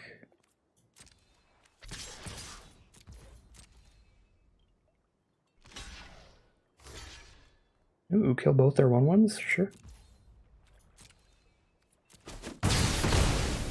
And then Trainee. Hold up Season instead, I guess. I'll go Trainee here. Buff the companion, they draw off the top. And it must be a land because they are just going to scoop them up now. And that is going to be game. We are now 4-0 heading into game number 5. Here we are for game 5 now on the play with a Tameshi. No white source for them yet, but a Modern Age Trainee and Season of Renewal. Pretty good hand all around. I'm going to lead off with the Modern Age here and just get some setup going. College's Terrarium for the white source? Now that is tempting. But I think we still play Modern Age first. We don't really need to play... Tameshi doesn't really do anything until we actually have some stuff in grave, so... Tameshi's going to be a very late game play here. Let's just play the Modern Age and get that to flip as quickly as possible. Okay, we have Terrarium for another land. I will ditch one of these. We only need 4 mana to do pretty much everything in the hand. Well, technically only 3. But I am going to be keeping 4 mana because I'm going to Terrarium for the planes. Haven is a blue source here. Black-white. They could ninjutsu this companion back, which would not be good for me, so I think I'm going to play a Trainee Uncharted Haven. So we play Uncharted Haven on blue, so I have double green and double blue. And then we'd still Terrarium for white later. So I discard a forest.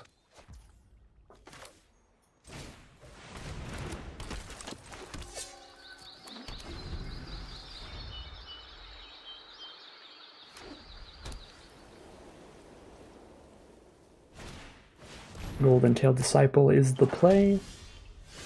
Trainee does block as a 3/3, so they don't even have attacks with that, which is great for us. Now I can grab my white source and play Weaver of Harmony. Not if it auto-taps like that.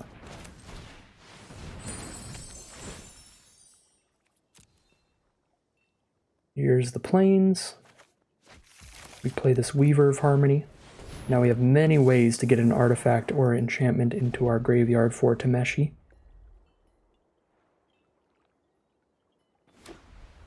We can sack the Terrarium, we can trade or chump block with Weaver or Vector Glider, or they can kill one with a removal spell like Surge Hacker Mech. 6 mana is how much it would take to play Tameshi and return Weaver, so we can't do that just yet.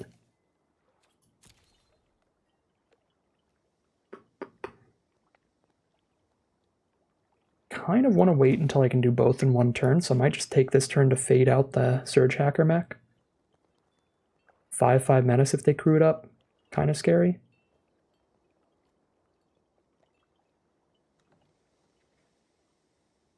I'm falling a bit behind in card advantage for sure by doing that, or in value, whatever you want to call it.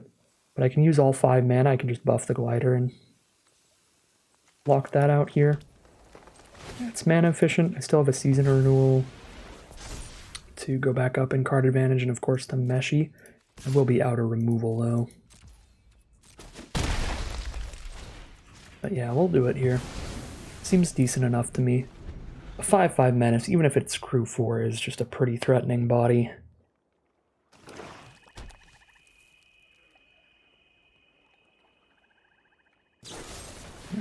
Blow up the Jukai trainee to get attacks in with the rest of the squad. Play a Kitsune, Ace. Alright. Pretty cool with me. Behold is excellent here. Yeah, that's just beautiful. Now I get to attack in and they don't get to attack back pretty much at all. I guess they can ninjutsu, but... yeah, they could ninjutsu back Spirited Companion.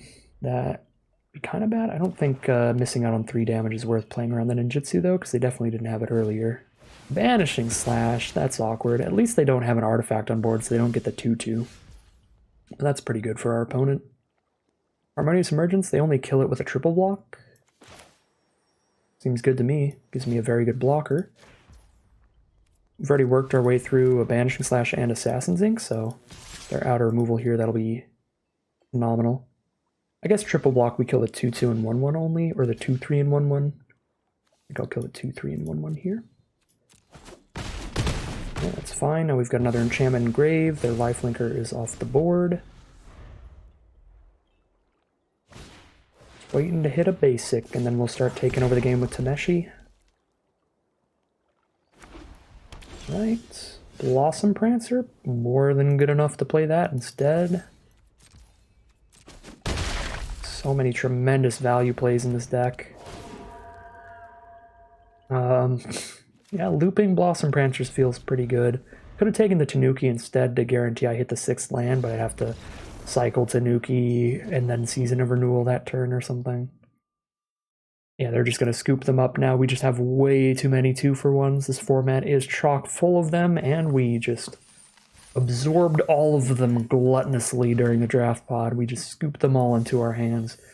We're like Patrick Star vacuuming up the cookies, but we're just vacuuming up 2-for-1s with this deck. We are now 5-0, heading into Game 6.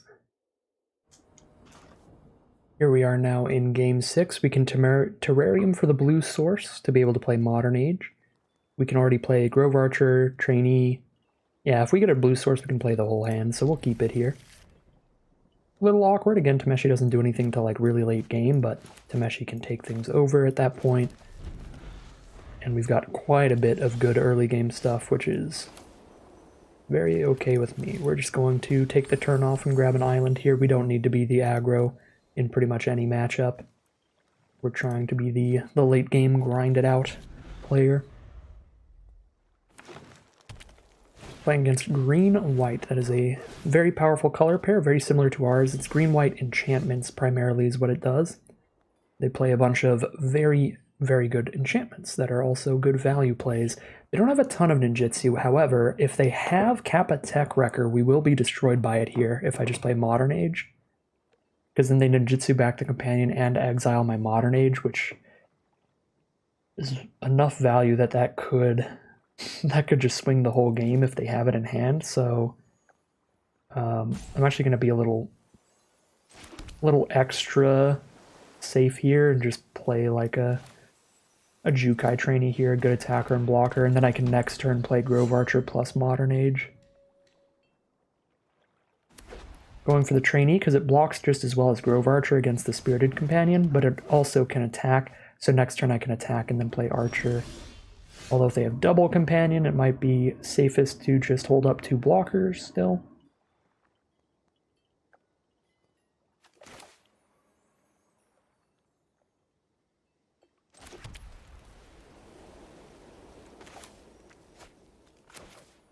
I probably shouldn't have played that land yet in case I wanted to discard that, but I could see a good argument for discarding Moonsnare Specialist right now. Other creatures have incredible enter the battlefield effects. I guess if I discard Preserver, that's something I can pick up with Tameshi later. Or Tamiyo's Completion, either. Any enchantments. Yeah, I'll actually go Preserver. And I will play the Archer.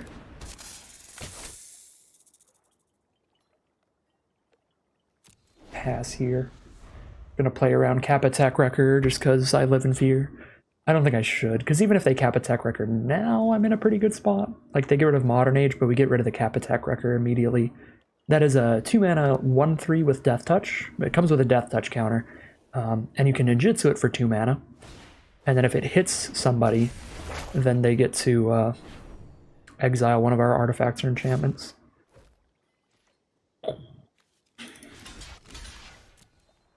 Yeah, I mean, our deck's so good at grinding out, I'm playing really weird here.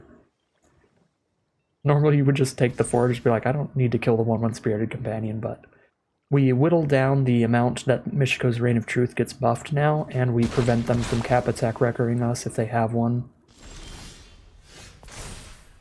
Okay, draw a card, discard a card. I probably keep Thornwood Falls over the island.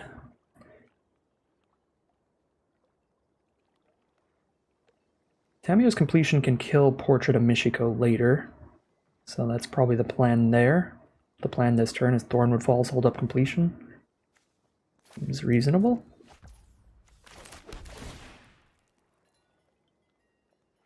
They'll know I have something here, though. Although, no, it's not going to flip next turn, so we're not even going to Completion. But I'm not going to Moonsnare their Spirited Companion back, so am I just playing a Tameshi and letting it die? I don't want to do that either. I guess I'm just holding up a Completion that I might not cast here.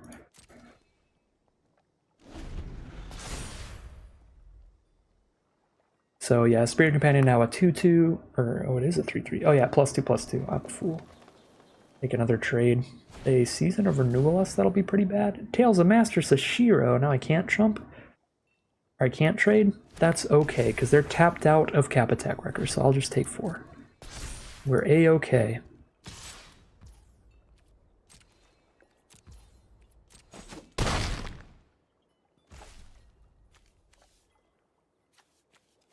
Pick up a Jukai. Oh, I can't pick up creatures, can I? No. Just artifacts, enchantments. Maybe I should have chumped just to be able to pick something up with Tameshi. Or I should have terrarium during my turn just to pick it up.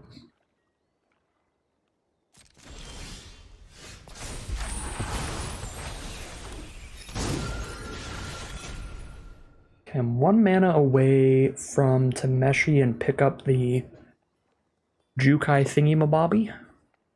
We could go for that. The 4/4 Jukai Preserver. I can use Terrarium and hold up Completion here. Seems fine.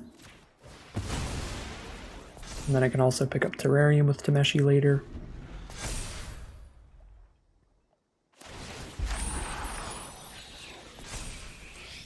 Three 3 Spirited Companion and a 3/3 Portrait. Now a Greater Tanuki is the play. 6/5 Trample. Probably bounce that with Moonsnare Specialists, force them to recast it. They're going to get a 5/5 Vigilance Haste off Tales of Master Sashiro, so if I Completion right now, I don't have that removal for the 5/5 Vigilance or the 6/5, but I am being mana efficient. And if I put Tamiyo's Completion in my graveyard, I can pick it back up with Tameshi, so I do really like killing Portrait of Michiko, because it'll fall into my graveyard if I put it there, and then I can kill another thing with it with Tameshi later. Drawn to Fade into Antiquity. I can Tameshi, pick up Terrarium, or I can Fade. And then I guess I could Ninjutsu Vector Glider back.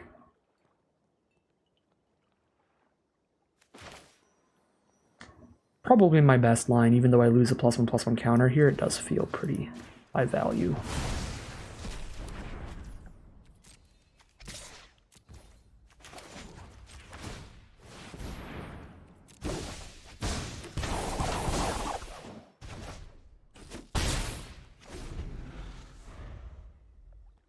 And again, one more land, we start doing the Tameshi removal game.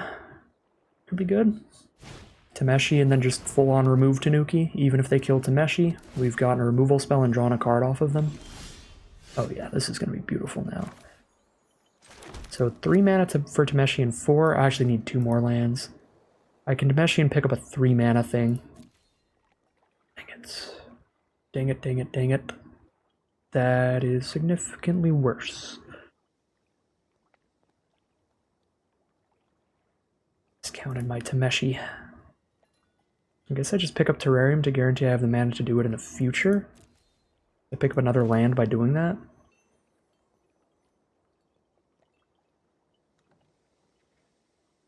Then I'm not playing Modern Age this turn. I don't have great blocks for Tanuki. If they have any removal, Tameshi's going to have a bad time. Terrarium is the only thing I can pick up off Tameshi, though, so the other option is to play Modern Age, don't play Tameshi, or play Modern Age and play Tameshi and don't pick up anything. I don't think we want to choose not to pick up something here. I think I'm gonna Tameshi for the Terrarium here.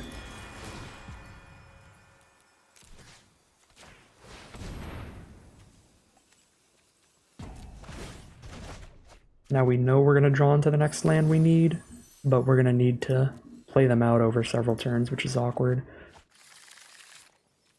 Either way, very big value play, even if Tameshi dies instantaneously, and now we have tons of lands to discard to the Modern Age.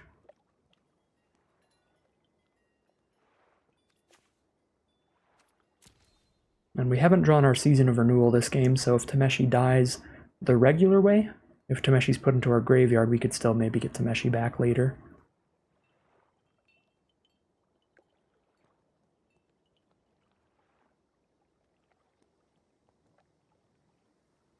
And I guess I don't... Once Tameshi's on the board, I don't need the extra 3 mana that it requires to cast Tameshi. I just need the 5 mana to return my 4 mana removal spell, which I definitely have. So yeah, this is... If Tameshi doesn't die, we're still being able to do the 4 mana cards. Fall of Lord Konda to exile our 2/2, so we can't double block Tanuki anymore, and then they play another Michiko's Reign of Truth to hit us really hard with this Tanuki. That is really bad for me. Trade into Spirited Companion, and then we removal spell Tanuki. These don't flip into a creature for a little while at least. So they're not attacking us next turn at least. By picking up our removal spell, putting it on Tanuki.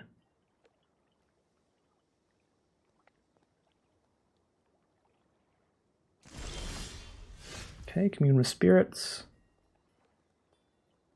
5 mana to put that removal spell on Tanuki. I have to do that first and see if they have the hexproof trick or something. I don't think that would really affect my line though, because I don't really have other options when I'm done with my 5 mana, so maybe whatever we draw into off of Modern Age will affect the line. Yeah, them having the hexproof spell would not affect our line because we can't really do anything about it regardless. So we'll do Modern Age first. This could affect what we choose to do based on what we draw. Blossom Prancer. So now I can play Blossom Prancer instead, but then they still Reign of Truth up the Tanuki and have a gigantic Trampler, so we're not going to play Blossom Prancer here. We're going to spend the 5 mana, use their removal.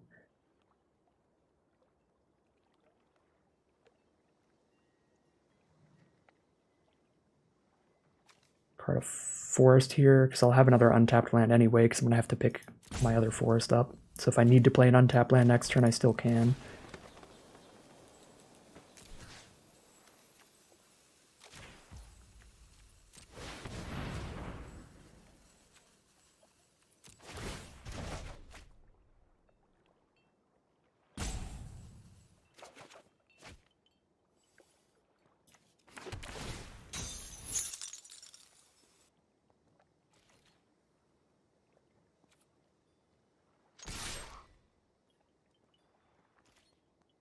They could have Wanderer's Intervention here. Yeah, I probably should just never attack with Tameshi. But I'm not really using Tameshi next turn. I'm just going to be playing Blossom Prancer for sure. safer to not attack with Tameshi in case they have the 4 damage to an attacker, blocker, Wanderer's Intervention. Oh hey, well, that's a way to lose a game of Magic. Well, that's unfortunate. I actually think most of our lines panned out pretty well there. I think the general game plan of just being super, super defensive overall could have worked out if they didn't have exactly Boon of Boseiju. I think we would have stabilized really hard here because we have Blossom Prancer for the 2-for-1. We have Tanuki. We gain life off Tranquil Cove. We can get to where we loop our Tranquil Coves by repeatedly picking them up to Tameshi to sit here gaining more life. Yeah, I think if they didn't have Boon of Boseiju, that was like the turning point turn there where we were going to start stabilizing really hard. But they had the one combat trick that untaps their creature.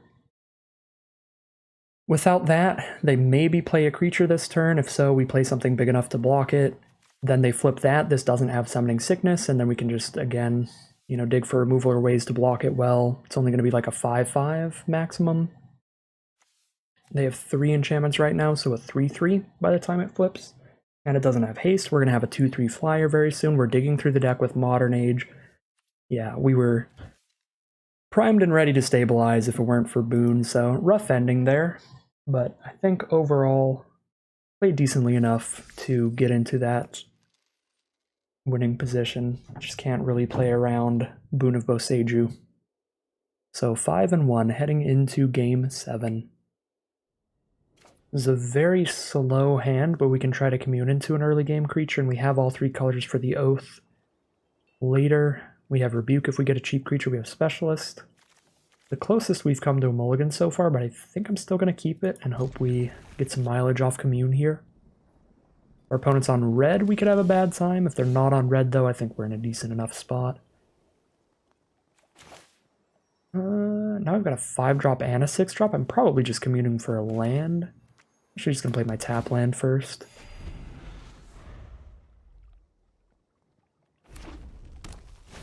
Red-white, so Samurai it is. That is an aggressive deck. They are on red, but now we have an incredible 4-5-6 curve. Gotta commune now, make sure we hit our lands. Land it is. Tanuki would be solid here too. We could go land Tanuki as our turn 3 play, but this way if I draw a different turn 3 play, I can actually do something that affects the board next turn. Actually, probably should have taken Tanuki. Just going Island and Tanukiing up to the 4th mana would be pretty gas. But just playing Iteration turn 4 is also kind of equally gas to Behold the Unspeakable.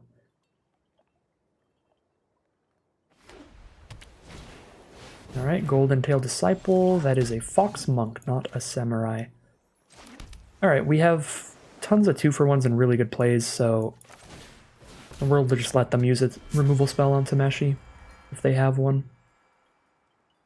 They can kill it for now, and then we might get a Season of Renewal later in the game. Just play it out and see if we can get them to slow down their roll here at all. Befriending the Moth certainly does not slow down their roll. Throw the Exemplar into the sky, it attacks in, hits for 4. Okay.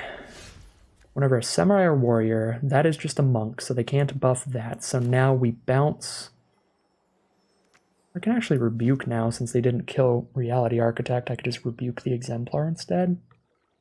But getting the iteration where it's going to flip as soon as possible seems the best.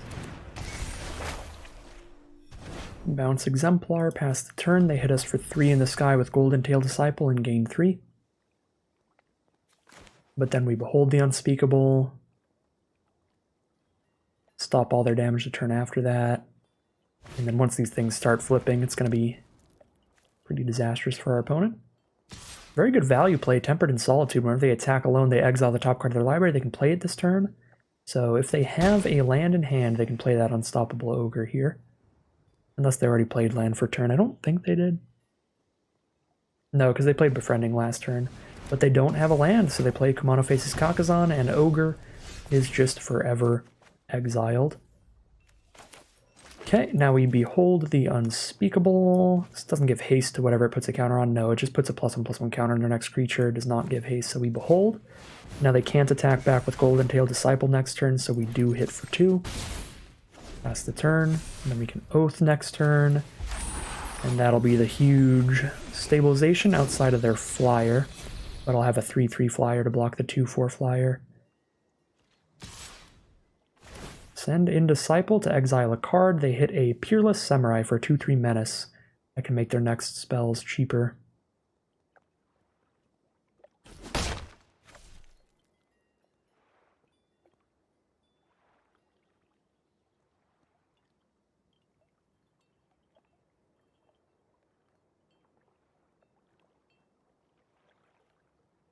As long as they attack with only one creature.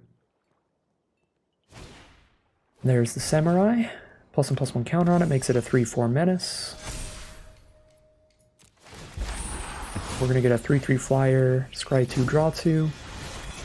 Emergence and Crab. 5, 6, 7 mana. I can play both of these eventually.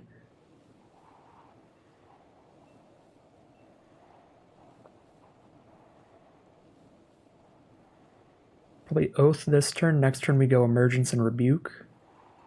Crab still feels actually not incredible. Ditch that. Okay, now we have Modern Age as well. I think I'm just playing Oath here.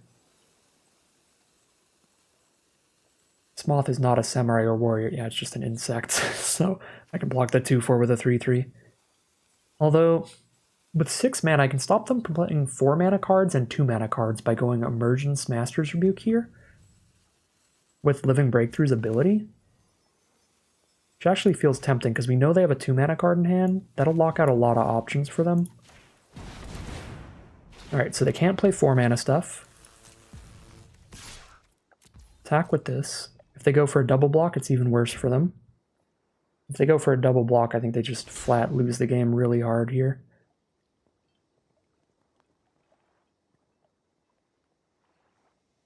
Yep, Master's Rebuke is going to be looking very sick nasty here.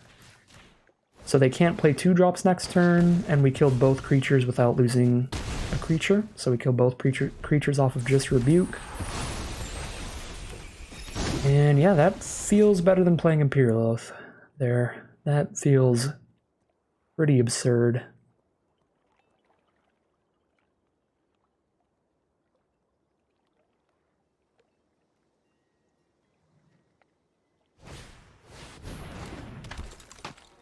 Well, luckily they did have a 7 mana card in their hand to play. So that does get around the Living Breakthrough effect there. You can just Specialist that back to their hand and hold up a safekeeping and just keep aggressive here. We've definitely flipped the game. Thank you, Auto Tapper. Very cool. I guess I still get to hold up Tameo Safekeeping with this force, but I'd rather be able to cast Safekeeping without tapping my 4/5.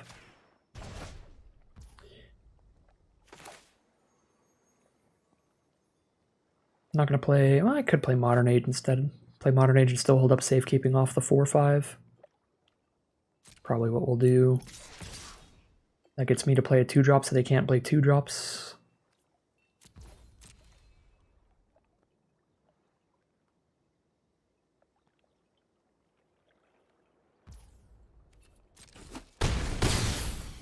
I guess Auto Tapper found us a line that I would not have taken otherwise, so alright. I respect it, Auto Tapper. Casting Modern Age as well is decent here. 6 mana, 1, 2, 3, 4, 5, 6. I can cast Thornwood, or cast Imperial Oath and still hold up Safekeeping off the 4/5 without playing an untapped land, so I'm going to keep Thornwood for the life gain next turn. Just makes me feel warm and comfy. I know it's probably technically the wrong play. You're probably always supposed to just keep the untapped lands. Especially in a deck like this with so many cards that draw into other stuff to cast, but just makes me feel good. I feel like I'm getting just a warm hug of safety. Alright, Samurai's back. Okay, go to our turn.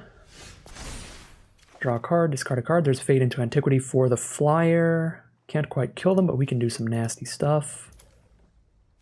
Can't pick up anything with Tameshi still. I'd rather just exile the flyer than play Oath here still. They can't play 3 mana stuff. They're just going to scoop them up. They're very over it. We are now 6-1. heading into the potential final boss here. No matter what, we are getting some great value. 1500 gem draft is going to be giving us at least 1800 gems in 5 packs, and we're 1 win away from a 7-win run. So final boss with an extra round in the chamber. Alright, here we are for round 1 of the final boss. We have Weaver of Harmony, Modern Age in the early game, and Prancer and Oath in the late game with all the mana we need. This is a snap keep. Our opponent is on the play though. Be pretty scared against aggressive decks like blue-black ninjas or anything that red does in this format. Let's go Thornwood Falls first. Now we can play Modern Age or Weaver of Harmony next turn, depending on what our opponent does here. They are blue-black. They start with a Modern Age, though, so at least they're not going to be doing any ninjutsu shenanigans super early.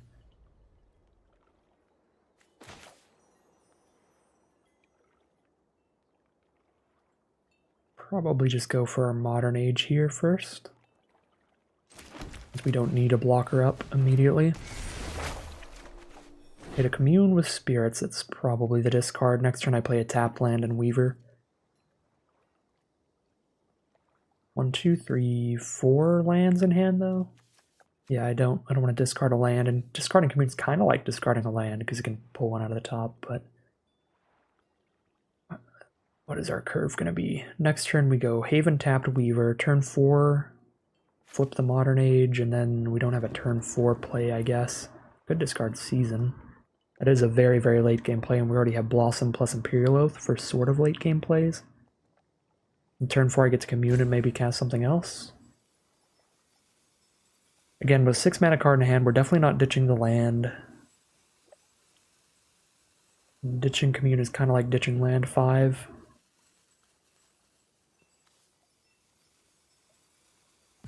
I guess I could just card Prancer and then use Season turn 4.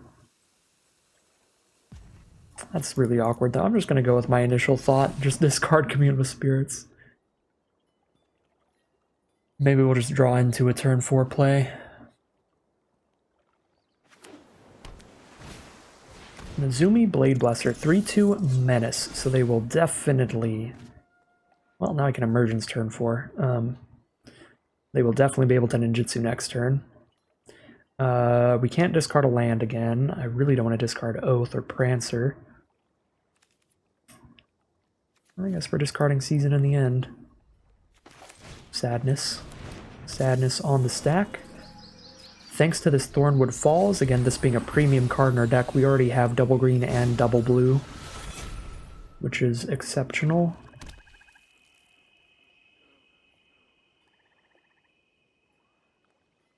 Just tap out for a removal spell for Weaver of Harmony, I'd be pretty happy. Alright, here comes ninjutsu. Hopefully not the card draw ninjutsu stuff. Okay, no ninjutsu. Need to do something else here. I'm just gonna hard cast the Moon Snare. Alright.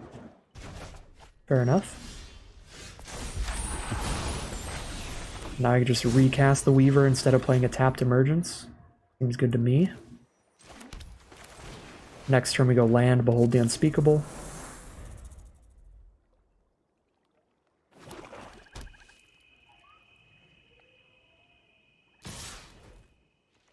Alright, well, we're gonna get suited up pretty hard here. But suit up can only ruin one of these blocks.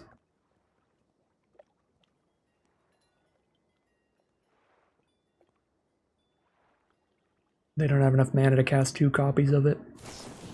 Alright. Suit up to kill our Vector Glider, and we will kill the Specialist. Fade into Antiquity. Solid draw. We're just going to Behold. They get to ninjutsu to still hit us a little bit, but this sets up the scry and the draw here. Also just play a 4/5 Vigilance here, but the Menace on the Blade Blesser is a big deal. We're just trying to get to Imperial Oath to stop that. I guess I could play Prancer. I can block the Vector Glider and still try to Oath next turn. But if I scry 2, draw 2, that's going to make it way more likely. Yeah, I'm going to go for the scry 2, draw 2 here. Find the untapped land next turn. Play Oath. Replication Specialist, another big flyer. Not a fan of that. We take 5 in the sky this turn now, even if I hit this land. Yes, if I play Imperial Oath this turn, I'm now taking 5 in the sky going to 9. Which I kind of feel like I have to do, and then I can Fade and Blossom Prancer in a later turn.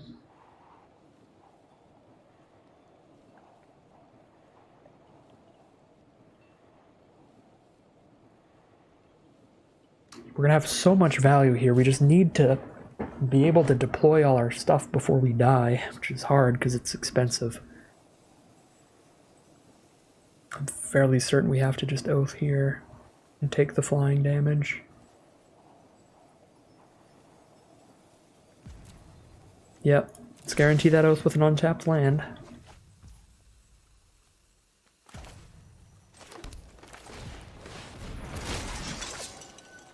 Like Moonsnare here for sure. Bamboo Grove Archer also good against these.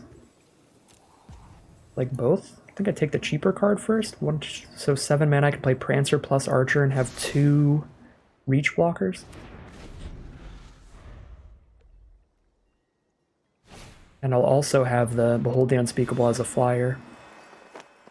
Ooh, can they tap a Samurai and kill another one? Yes, because Replication Specialist duplicates the Disruptor. Brutal. Brutal synergy coming from our opponent here. We're probably just dead. Again, if we could somehow survive longer, like... We have way more cards than our opponent, and we always will, but... We have to survive to deploy all these cards, which is the problem.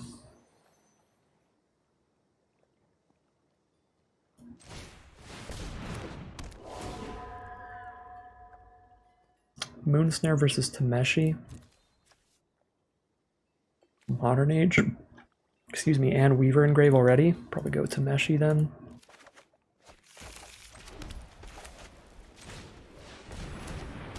Well, we're likely just dying very soon.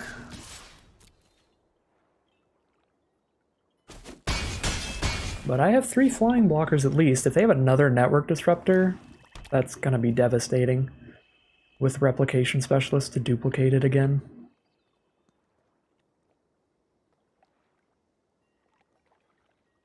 We're just snap blocking every single block we can, if that's a thing. Alright, Twisted Embrace, kill Vision. Okay, well, that's a pretty good card to pick up with Tameshi later, potentially. I no longer have a great 1-for-1 block on Specialist, but I can double block here. Go really low on life, though. Double block there, I have 1 reach creature left, and I go down to 2. I can kill the 4/5 and go to 2. We kind of die to suit up either way, don't we? Or I kill these 2 and go to... Less, I go to 1 life if I block like this. Good lord.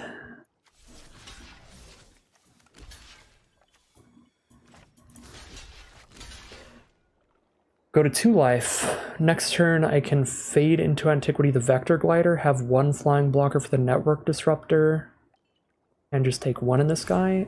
At least this way on board with just Fade into Antiquity I can maybe survive another turn.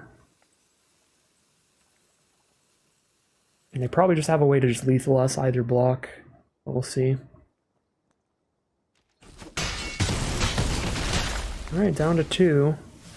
No more spells, fingers crossed. Another spell, that's not good. That's not good. Supposed to run out of cards by now. Fade the Vector Glider. Block, block, and I need to play another blocker, so I need to Fade and play Tameshi, and they need to not top deck something here. They need to draw dead.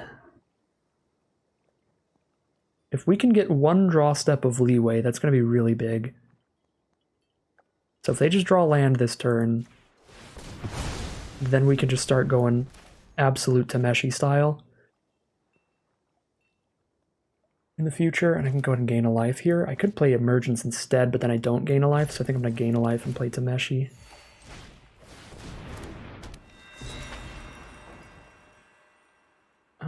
Trade this for Construct. Yeah, because then I still go block, block.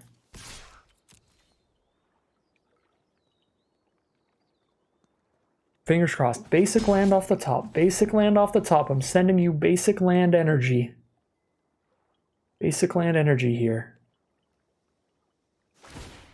Yeah, and they're just gonna, okay, they're gonna cycle the containment construct off the board.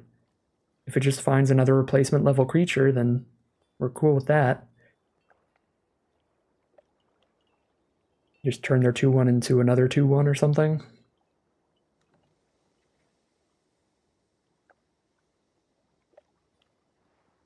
They're checking out our graveyard, looking at our Tameshi, seeing what we can do with it. We can pick up a Behold the Unspeakable. We can pick up a Weaver, a Modern Age. Probably going to pick up a Behold the Unspeakable. It doesn't play around ninjutsu, though, which is a problem. They can ninjutsu us to death at any time if they draw like the 5/5 ninjutsu.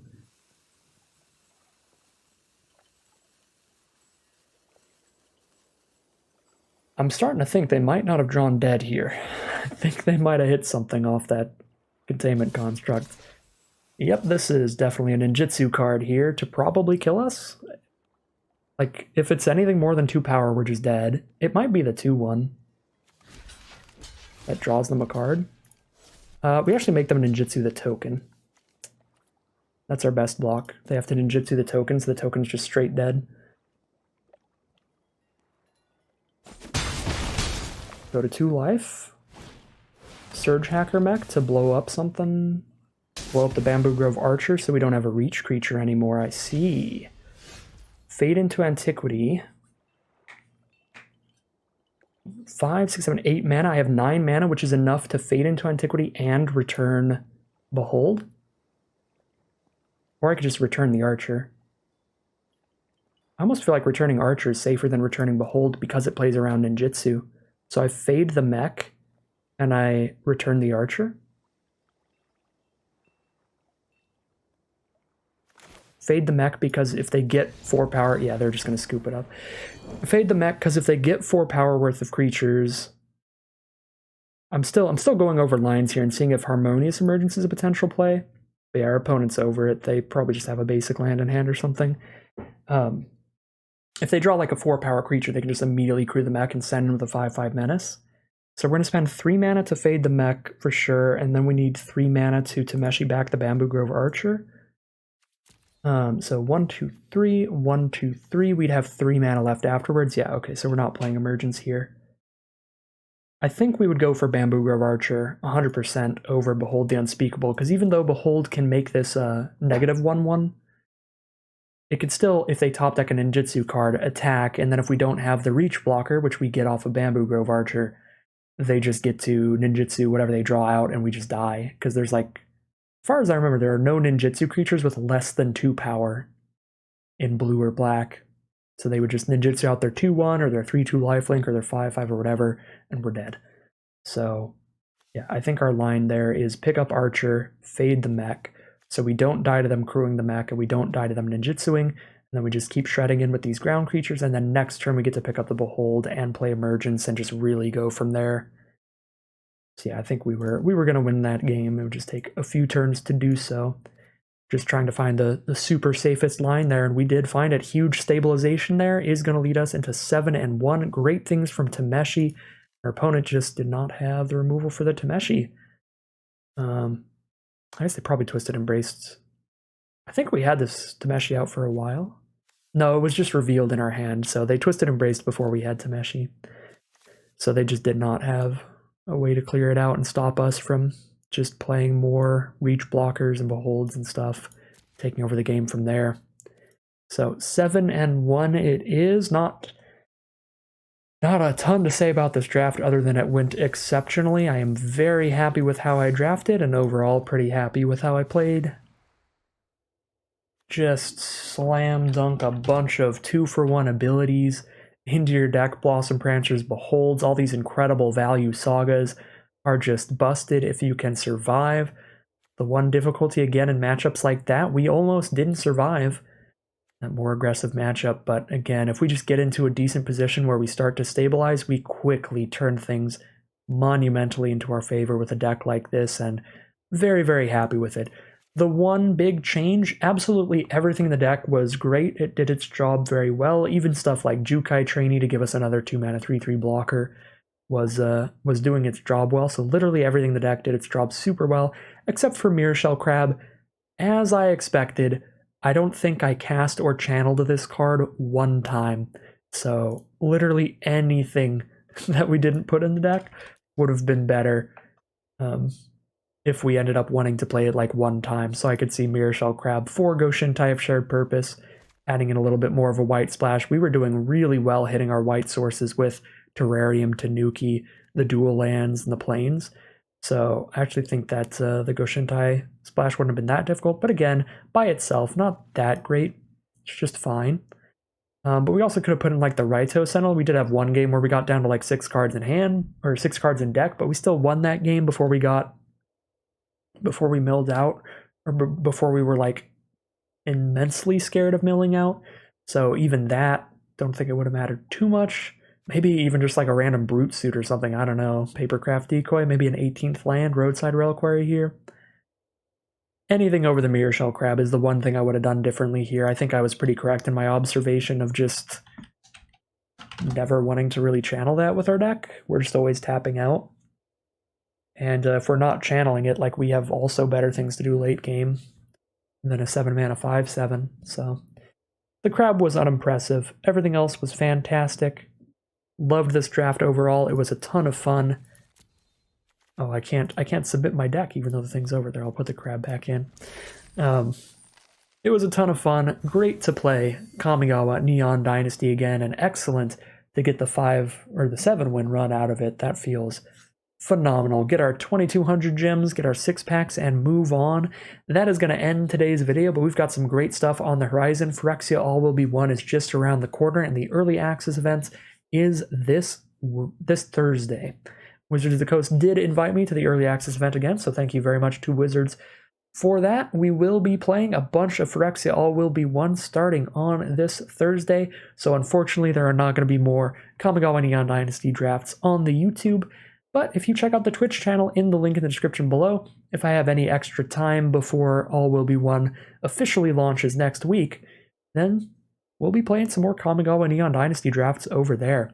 So again, if you're interested in catching me live, check out the Twitch channel in the link in the description below. If you want to catch more of these videos, you can like, comment, and subscribe to let the YouTube algorithm know to send you some more in your recommended feeds. You can check out the Patreon link in the description below if you'd like to support the channel directly, and as always, thank you very much for watching, and I'll see you again soon for some more Magic Arena.